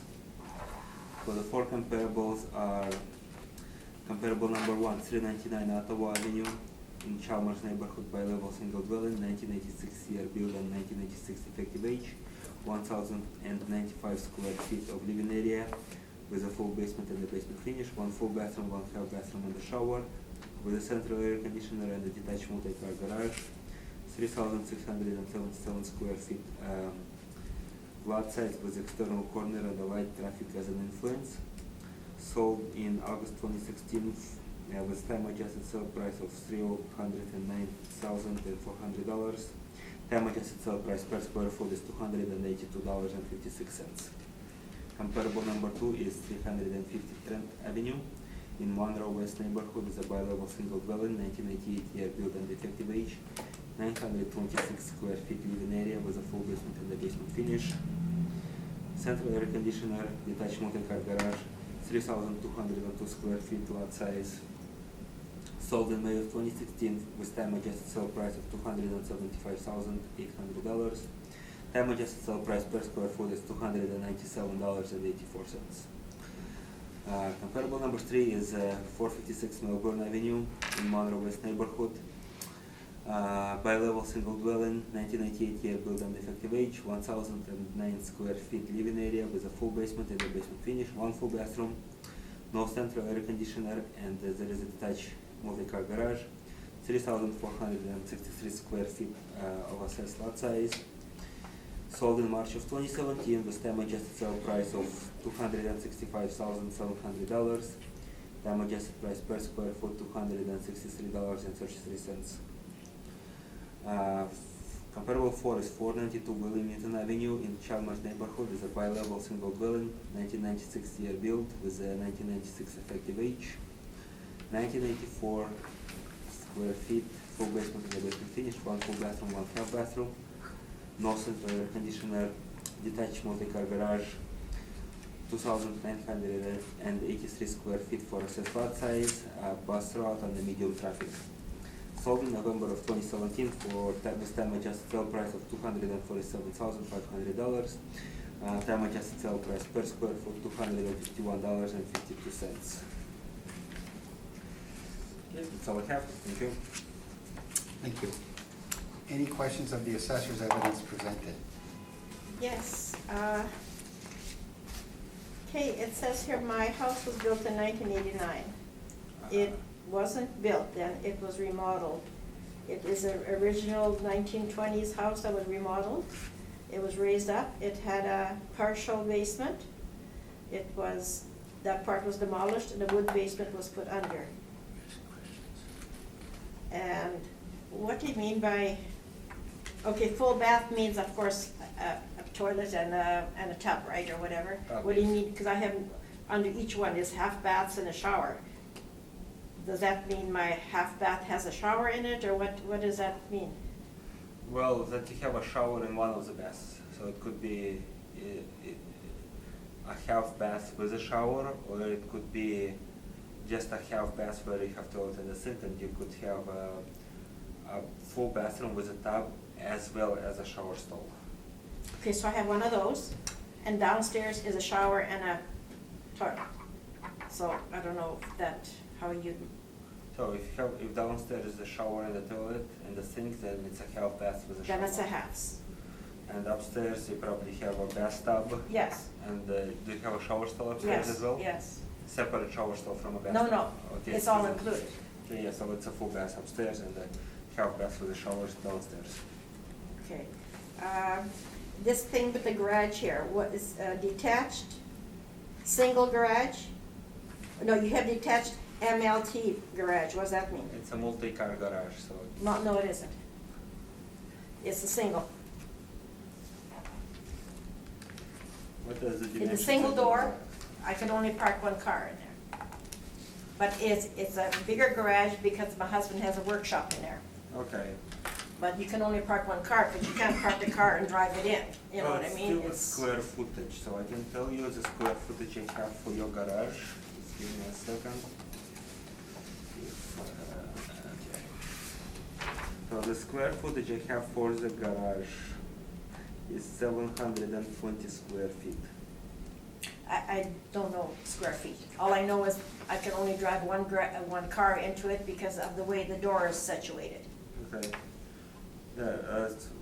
And I see your point. It's just the way the differentiation is made is the number of square feet. Usually a single car garage is below 400 square feet. That's a single car garage. I still can only put one car in there. No, but your garage has space for one car as well as it also has a space for the workshop, correct? Right. So that extra square footage would make it a larger garage, which would, I guess, put it in a category where it's classified as a detached multi-car garage. But I see your point that it's like it has a garage for only one car. There's no way I can park my car and turn it in a garage. You know, the door is here, I park it in and that's it. I can't turn the Okay. car. He's acknowledged, yeah. Okay, good. Good, okay. That's good. Okay. All right. Lori, any questions of these? This is just a really quick question. I'm just looking at this in the subject property, like the ratio of the living area to the lot size is really different from, at least to me, the other comparables, because their lot size is, 4,400 square feet versus the other. And, you look at all the numbers. Is there any guideline of how much of the value in a house of this vintage remodel is attributable to the land versus the building? Like in this case, are you attributing most of the value to the land? Well, in this case, we're looking at, I guess, we have to view those comparables as, to answer the question, there is no ratio that would tell you that it should be. Yeah, that might be the wrong word, yeah. Yeah, so city lots are, I guess, some developments are a bit larger lots, other subdivisions have a bit smaller lots, but overall, what I have here for the comparables is lot sizes that are inferior to subject property. Sorry? Lot sizes, parcel sizes are inferior to subject property because they are smaller. But in this case, oh, I see, yeah. Okay. Thank you. Harvey? So the applicant has indicated that, I thought by looking at everything that was an infill house, that was built on an older lot, and I think that's what your comparisons show. But it seems to me that she's saying that in fact it's an older house that's remodeled. Does he have record of that? No, that's something I'll have to look into because right now I don't have any information about remodeling or when it was originally built. All I have is it was built in '89 and the effective age is '89. Yeah, assuming it's an infill house, it doesn't really matter, but your only really fantastic comparison is number one, which is on the next street. Because Ottawa and Washington, I'd say, are pretty equivalent streets, whereas Trent and Melbourne are a little bit better. And the property on Newton Avenue is so much smaller that... Well, it is small, right? In all aspects, lot size and even area size. Anyway, okay, that's fine.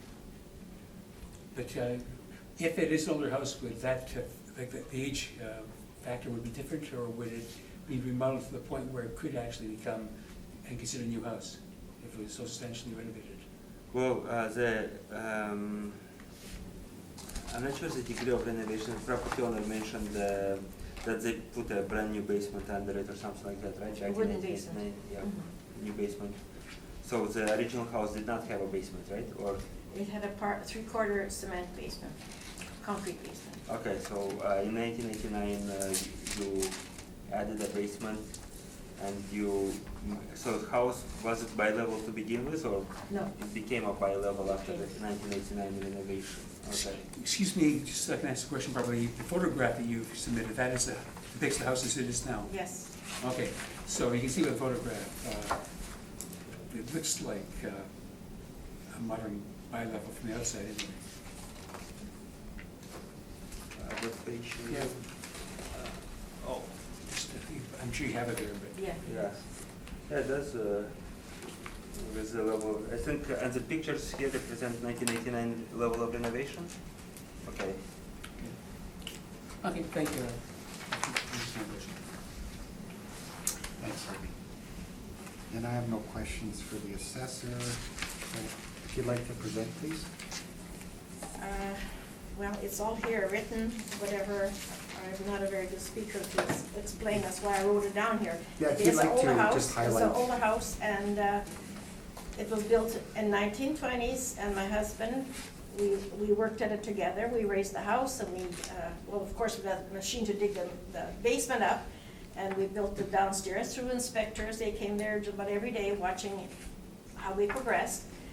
And we built the house ourselves, so it's not built by a professional carpenter or builder. So I don't think really my house can be evaluated or compared to a house that's built by a contractor of some sort, because we did it ourselves. I mean, there's little nail holes showing, you can see, and, you know, it's not a perfect job. Okay. So I don't think it's fair to be compared to a brand-new house that's built a street over or whatever. Okay. All right, so I'll help you along here. You've submitted a market analysis reflective of February 2019, I think, or is that Yes. the date it was done? Yeah. Okay, and it was done by a real estate agent Yes, that you yes. asked to look at it? Yes. And she came, would you mind highlighting what she said for what she thinks the value would be? I'm not sure what year sales she used, but what value are you Market looking? evaluation? Yeah, what? Her suggested listed price was between 2,259, Mhm. 9, or up to 264,009. Like everything, our furnaces, the old furnace, Yeah. everything is 30 years old Okay, right now. so she's estimating the high end of 265, let's say? Yes, And the low end was 260. 260 say, yeah. 260 to 265, okay. And she's taking into account the house as being, it sounds like the house is substantially, you dug out that original basement, you put in a whole new foundation, built a brand new house, didn't reuse any of the existing. Yes, sorry, there's also a picture of that here. Yeah, where you've got That's existing. the original floor Okay. and the original 3 walls. But you built outwards from that, or that's, No, they're still there. oh, okay. They're but still you there, used- and the floor is there, we added on. Okay, under that new foundation. Yes, Oh, and to the side, Yeah. as the picture shows there, Okay. Now, and she's basing her information, or pardon me, her market evaluation on houses that sold,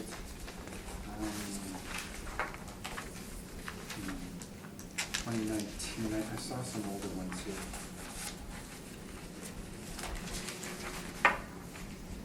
Hmm, 2018, June, November, there's one in April, okay. April, second one in April, okay. 278, okay. Yeah, okay. So she's got some that are pre-reference, that are valid sales, how you call them, yeah.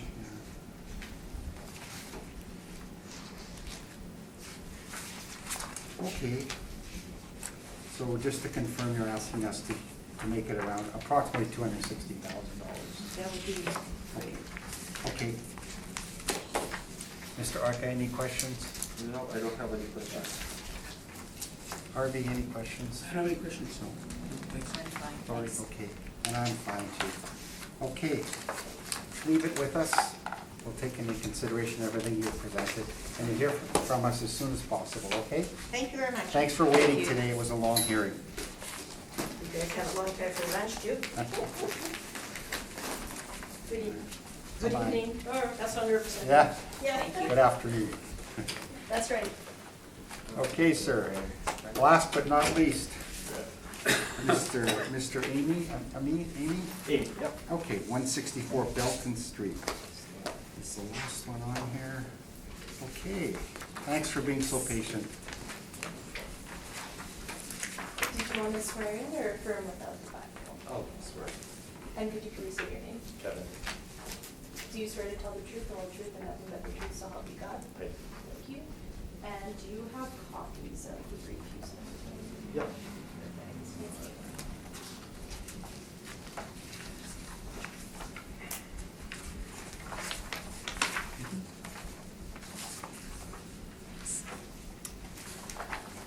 Thanks, Kelsey.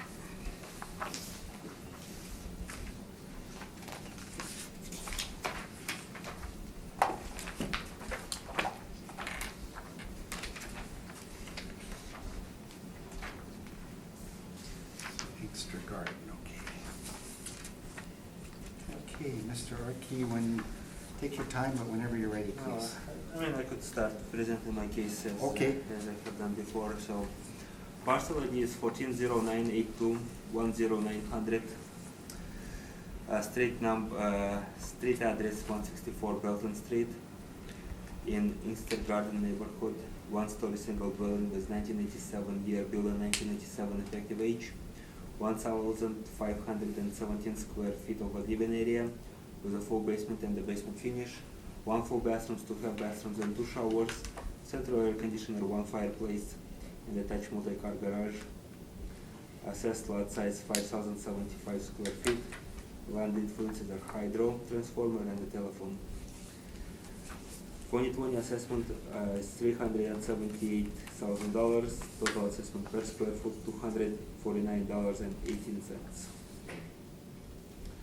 Okay, for the 4 comparables, they are all in Inkster Garden neighborhoods, all one-story single dwellings, very close with year build and effective age. Comparable one is very similar in square footage. The other 3 comparables are smaller than subject property. All have basement finishes and all have full basements. All, with the exception of comparable 2, all have central air conditioners. Comparable 2 does not have central air. All have attached multi-car garages. None of the comparables have fireplaces. Subject has a fireplace. For lot size, comparable 1 and 4 are larger in lot size. Comparable 2 and 3 are larger in lot size, but closer to the subject property. So all of the comparables are larger in parcel size. Comparable 3 has a light traffic influence. So with that, comparable 1 is 219 Garton Avenue. Time adjusted sale price $366,500. Time adjusted sale price per square foot $241.44. Sold in December of 2017. Comparable 2 is 311 Rose Hill Way. Sold in July of 2017. Time adjusted sale price $380,500. Time adjusted sale price per square foot $281.43. Comparable 3 is 323 Inkster Garden Drive. Sold in August of 2017. Time adjusted sale price $363,600. Time adjusted sale price per square foot $272.36. Comparable 4 is 106 Linden Park Bay. Sold in August of 2016. Time adjusted sale price $359,700. Time adjusted sale price per square foot $263.71. So I have, thank you. Thank you. Mr. Amy, I think you've had a little time to analyze the brief this morning. Any questions on the comparisons or the market evidence provided by the assessor? Well, no real questions. I saw the comparables 2, 3, and 4 as well in the city's documents, whatever it is. I didn't take, as you'll see, I didn't note them because I thought they're smaller and wouldn't be considered relevant. But Yeah. other than that. Okay. Okay, duly noted. Thank you. Lori, any questions of the assessor? No, thank you. Harvey? I don't either, thank you. And I am good also. Okay, sir, when you are ready. Right, yeah, so first time coming to this, basically, obviously, I think the value is bigger than I think it should be. So originally, the current value was assessed to be $350,000. It was higher than that, and then I went to, not this process, but I went to Burton Cummings Community Club, Okay. whatever, I don't even know the process. Preview program, yeah. Sure, is that what it is? I just showed up, he slapped up some comparables and Okay. dropped it down from about 360s to 350. So at that point, it was a reduction, so I was happy, went away. So that's where the current assessed value came from. And then as he noted, I thought 219 Garten was a good comparable, same size, story built about the same time, bigger lot. You know, I've got a fireplace, they don't, but I've got a hydro transformer and kick around the big green monster in the backyard, they don't. So that was a very nice comparable, and its value was sold at $366,500, and mine is at $378,000. So that was a direct comparison. And I know through the whole morning saying don't compare it to assessments, but I'm just curious because the one I'm being assessed with 219 Garten, its actual assessment for 2020 is $346,000. Meanwhile, I'm being held to its sold value of $366,000 or I have $365,000 listed. That was the sale price, not the adjusted. So I didn't clue in on that. So that was just a bit of a question or a comment on my part. Okay. And then frankly, the rest of it, I don't know if you'll consider, because it's mostly relates to the assessment, assuming that the 219 Garten was comparable to my house. There's actually many houses similar to mine in the neighborhood that I thought would be comparable to that.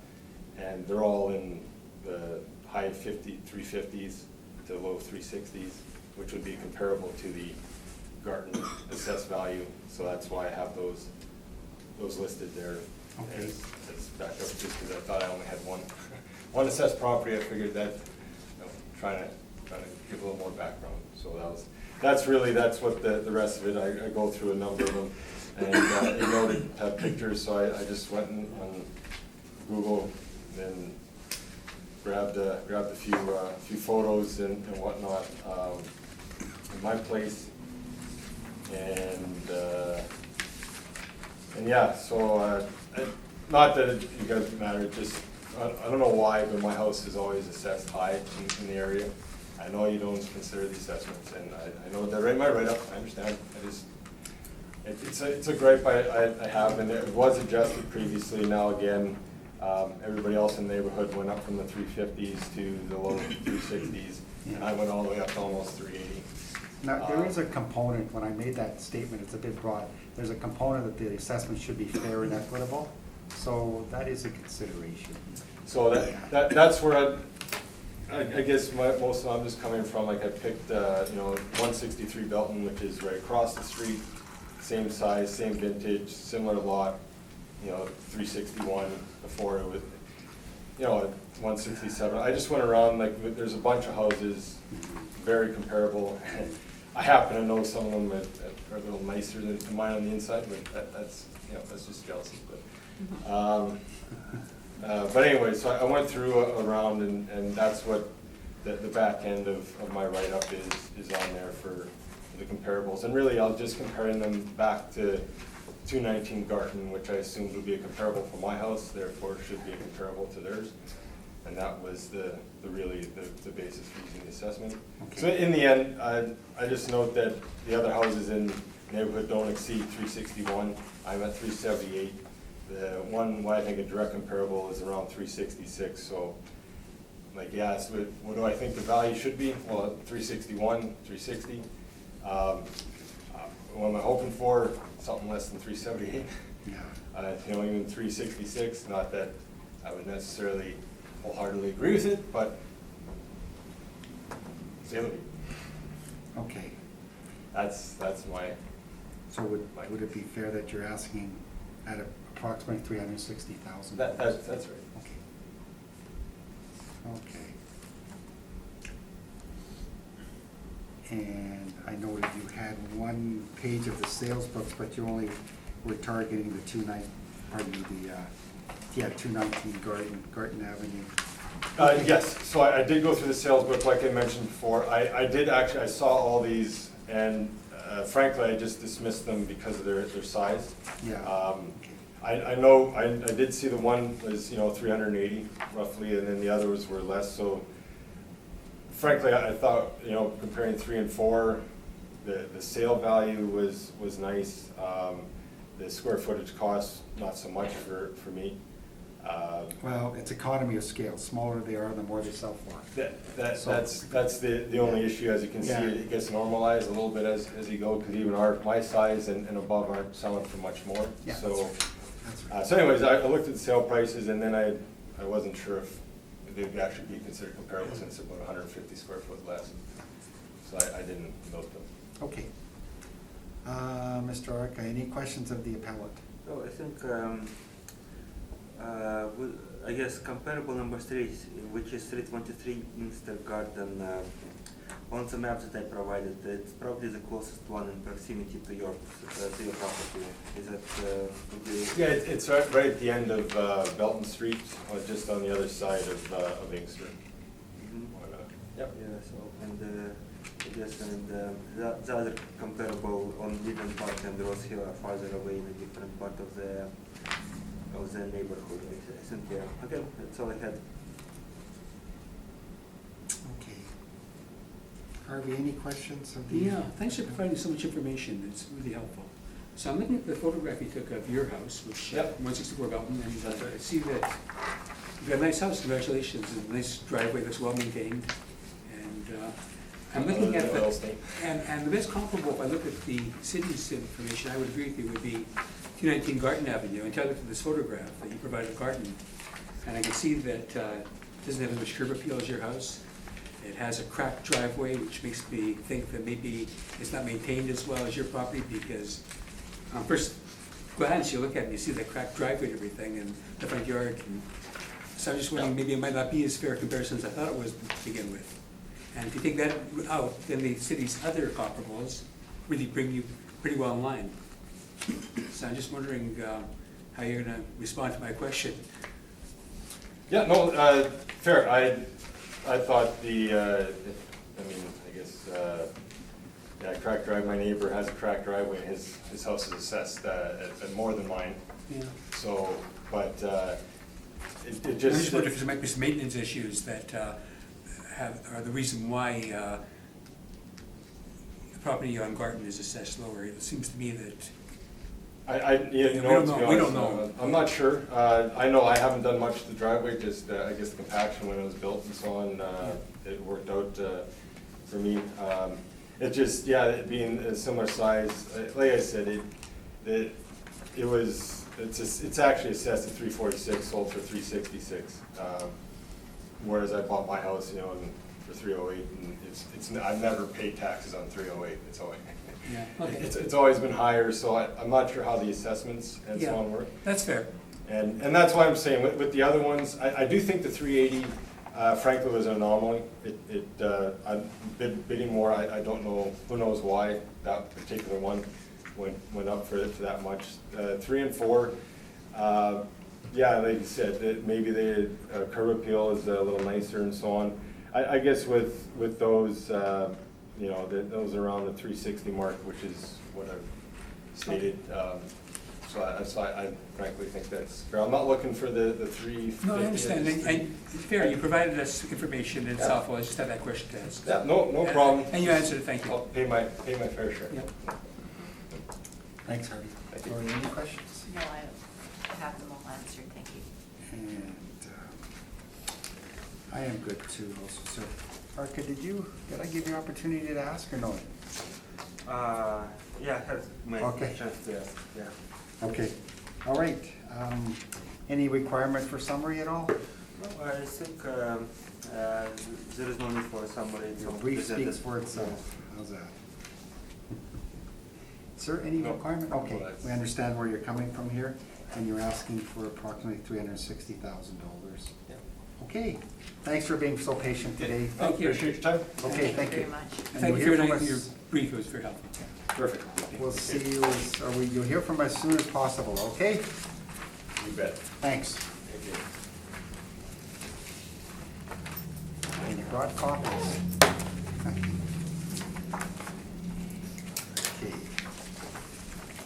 Bye-bye. Thank Have a good day. Okay, Mr. Arca, we have some unfinished business here with the rest of the docket.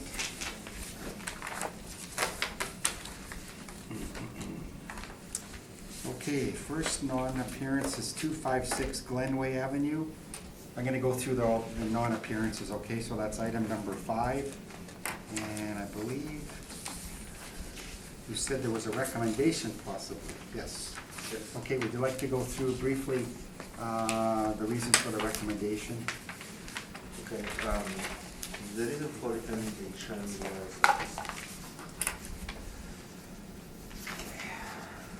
so, I inspected the property and found that the condition of the property would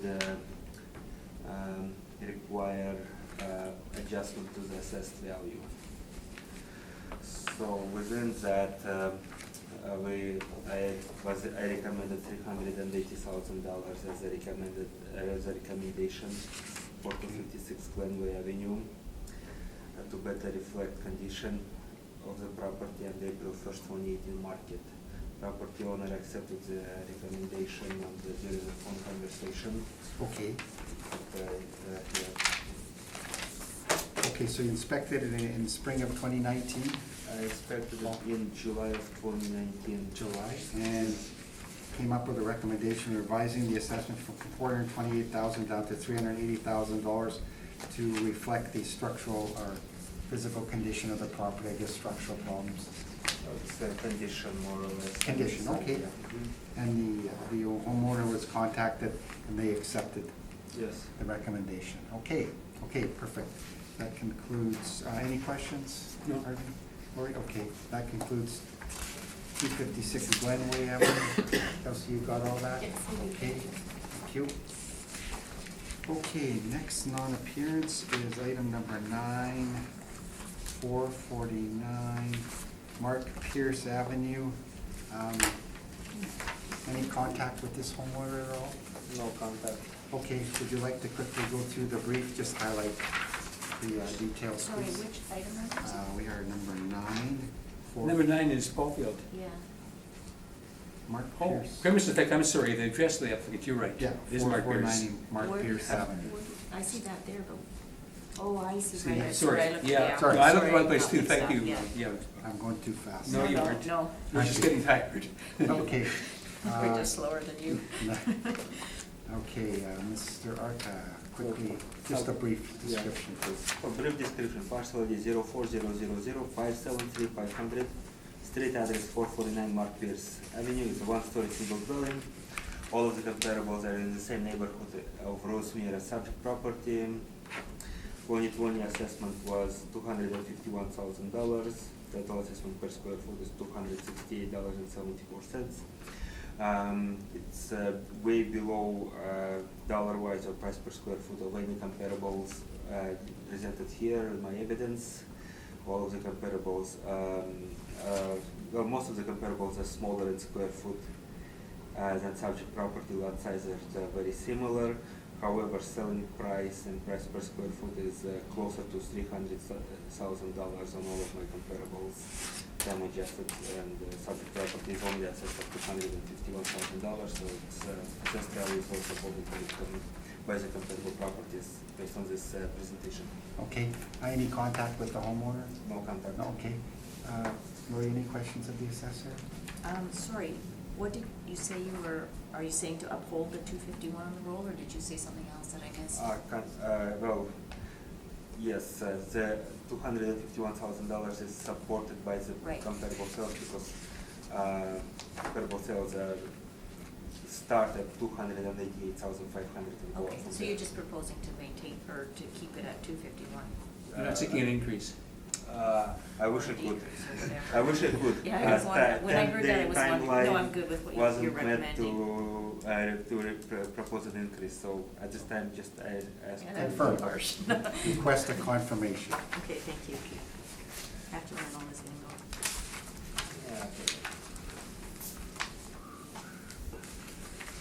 Okay, next one would be item number 10, and it's 444 Sharon Bay. Mr. Arca, when you're ready, non-appearance by the appellant.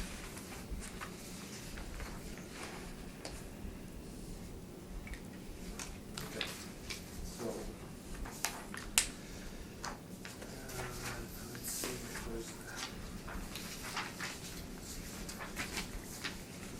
Item number 10. Number 10, which is 444 Sharon Bay, parcel ID 040005745500, street address 444 Sharon Bay in Rosemead neighborhood, one-story single dwelling, built in 1960 with the same effective age, 1,072 square feet of living area. 2020 assessment roll is $335,000. Total assessment per square foot is $312.50. So is for the comparables, they're all one-story single dwellings in Rosemead neighborhood. Comparable number 1 is on Sharon Bay. Most of the comparables are smaller in size. Comparable 1, 2, and 3 are smaller in size, and comparable 2 doesn't have a basement finish. Lot size is smaller than subject property.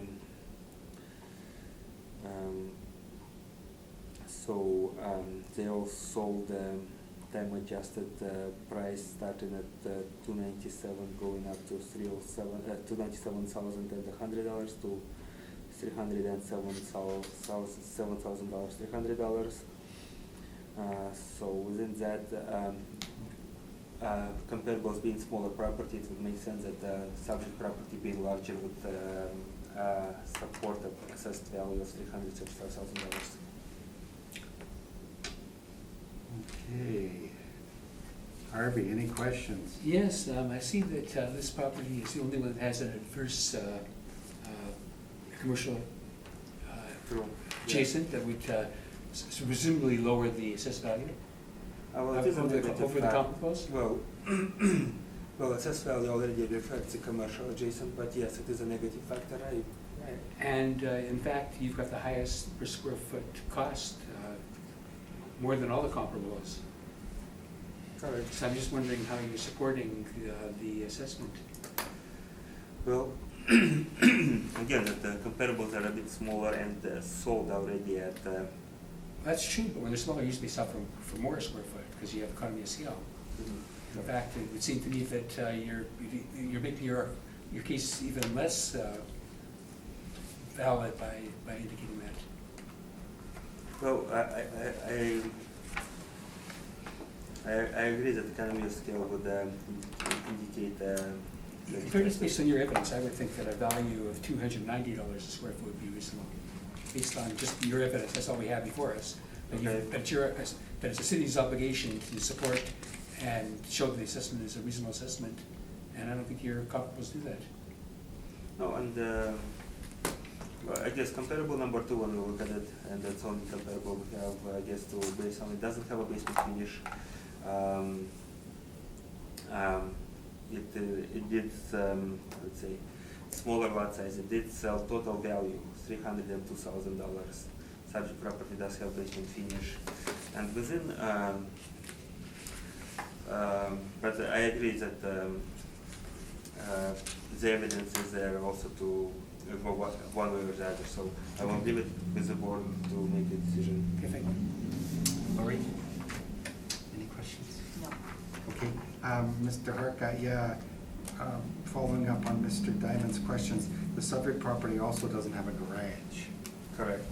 and the 3 comps do have detached single garages, and yet we're both approximately $35,000 higher in assessed value, even though the negative influence of the commercial adjacent Okay, so we'll, Okay, just comparable number two also is probably is that wouldn't have the garage, but also doesn't have a basement finish. So there's lots of things at play here. One comparable would Yeah. kind of try to support it that way, another one Okay. would try to go the other way. So okay, I'll leave it with the board to. okay, Thank you. we'll decide based on the evidence presented, okay?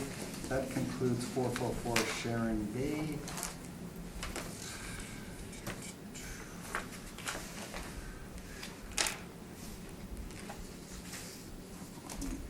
Next one, for non-appearance is, item number 12, and that would be 186 Kissel Bay. Mr. Arca, when you're ready, please. Okay. 1 second.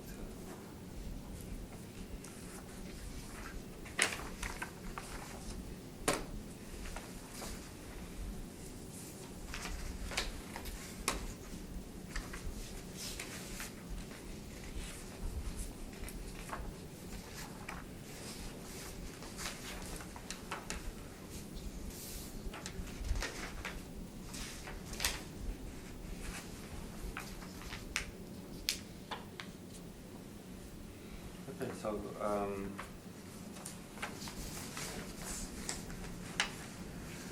subject property 0205098300 is a parcel ID, street address 186 Kissel Bay in Monroe East neighborhood. Is a two-story single dwelling, 1969 year built and 1969 effective age, 2,080 square feet, living area, full basement finish, 1 full bathrooms, 2 half bathrooms and 1 shower, central air conditioner, detached multi-car garage, 4,999 square feet of assessed lot size, 0.1 assessment of $357,000. Total assessment per square foot is $171.63. Comparables are, comparable one is 481 Pauwel Drive in Rosemeer A neighborhood is a two-story single dwelling, 1971 year built and effective age, 1,935 square feet of living area with a full basement and a basement finish. Similar number of bathrooms, give or take one. Attached multi-car garage. Time adjusted sale price $401,700. Time adjusted sale price per square foot $207.60. Sold in July of 2016. Comparable 2 is 49 Pleasant Bay in Rosemeer neighborhood. Is a two-story single dwelling. 1966 year built and effective age. 2,206 square feet living area, full basement and a basement finish. 1 full bathroom, 2 half bathrooms and a shower, central air conditioner, 1 fireplace and attached multi-car garage. Okay, time adjusted sale price $404,000. Time adjusted sale price per square foot $183.14. Sold in August of 2017. 11 Pinecrest Bay is comparable number 3 in Rosemeer neighborhood. It's a two-story single dwelling, 1,530 square feet of the living area, full basement with the basement finish, no fireplace, central air conditioner, 1 full bathroom, 2 half bathrooms and a shower, attached single car garage, 6,049 square feet of lot size. Time adjusted sale price $331,000. Time adjusted sale price per square foot $260.34. Sold in January of 2018. Comparable 4 is 704 Mountain Avenue. Is 1.5-story single dwelling, 1947 year build, 1961 effective age. 1,750 square feet of living area, full basement and a basement finish. 1 full bathroom, 3 half bathrooms, 1 shower, no central air conditioner, 1 fireplace and a detached multi-car garage. 5,001 square feet assessed lot size. Time adjusted sale price is $279,100. Time adjusted sale price per square foot is $159.49. Sold in May of 2017. Subject sale also had a sale in 2017 for $285,000. Since then, there was a permit taken out to do structural alteration. So, condition of the subject property as of now is unknown, whether it has been renovated or not. Okay. Any contact with the owner at all? Let's see.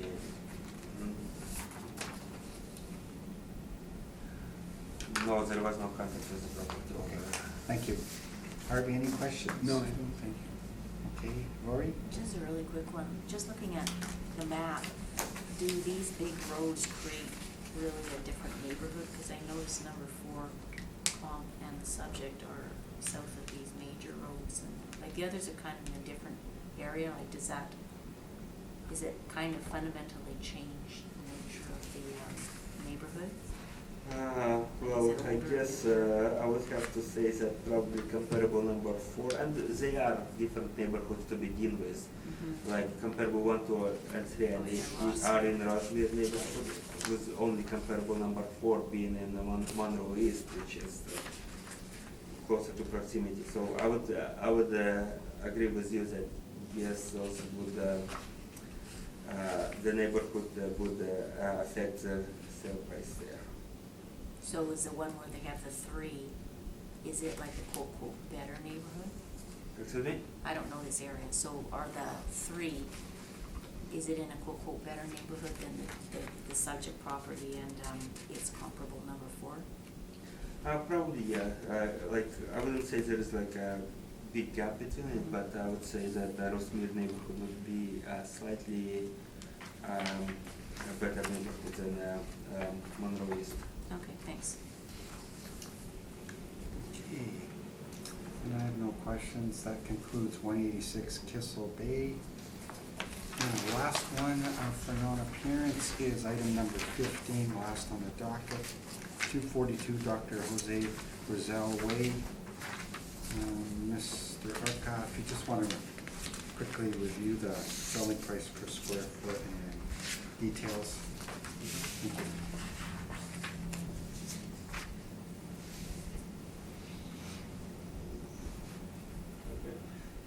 So, subject property parcel ID 14 100 123 800 242 Dr. Jose Rizal Way in Inkster Garden neighborhood is a bi-level single dwelling, 2014 year build, 1,214 square feet of living area, full basement and no basement finish, 2 full bathrooms, no central air conditioner and detached multi-car garage, 5,528 square feet of assessed lot size. Lot influences are back lane and light traffic. 2020 assessment is $340,000. Total assessment per square foot is $280.07. And by looking at it, it looks like all of the comparables are 1, 2, and 3 are on Jose Rizal Way. Comparable 1 is in a close proximity to subject property located within Inkster Garden neighborhood. The other 2 comparable 2 and 3 on Dr. Jose Rizal Way are in a neighboring neighborhood, which is Russell Old Kildanan. Year build is very similar based on the comparables. Comparables range anywhere from time adjusted price per square foot $268.06 to $302.13. They all have similar, actually they're all in a smaller lot size and subject property. Based on what I see here, only comparable 1 is a bi-level, all the other ones are 1-story single dwellings. So comparable number 1, given its close proximity to subject property, as well as very close property characteristics, is supporting the 2020 assessment value of $340,000. That's all I have, thanks. Thank you. Lori, any questions? No, I'm great, thanks. Thank you. Harvey? I don't either, thank you. No, and my only question, any contact with the appellant? No, there isn't. No contact, thank you. Okay. I do believe that concludes our hearing. Thank you very much, Mr. Arca. Thank you. Thank you. Thanks, Kelsey.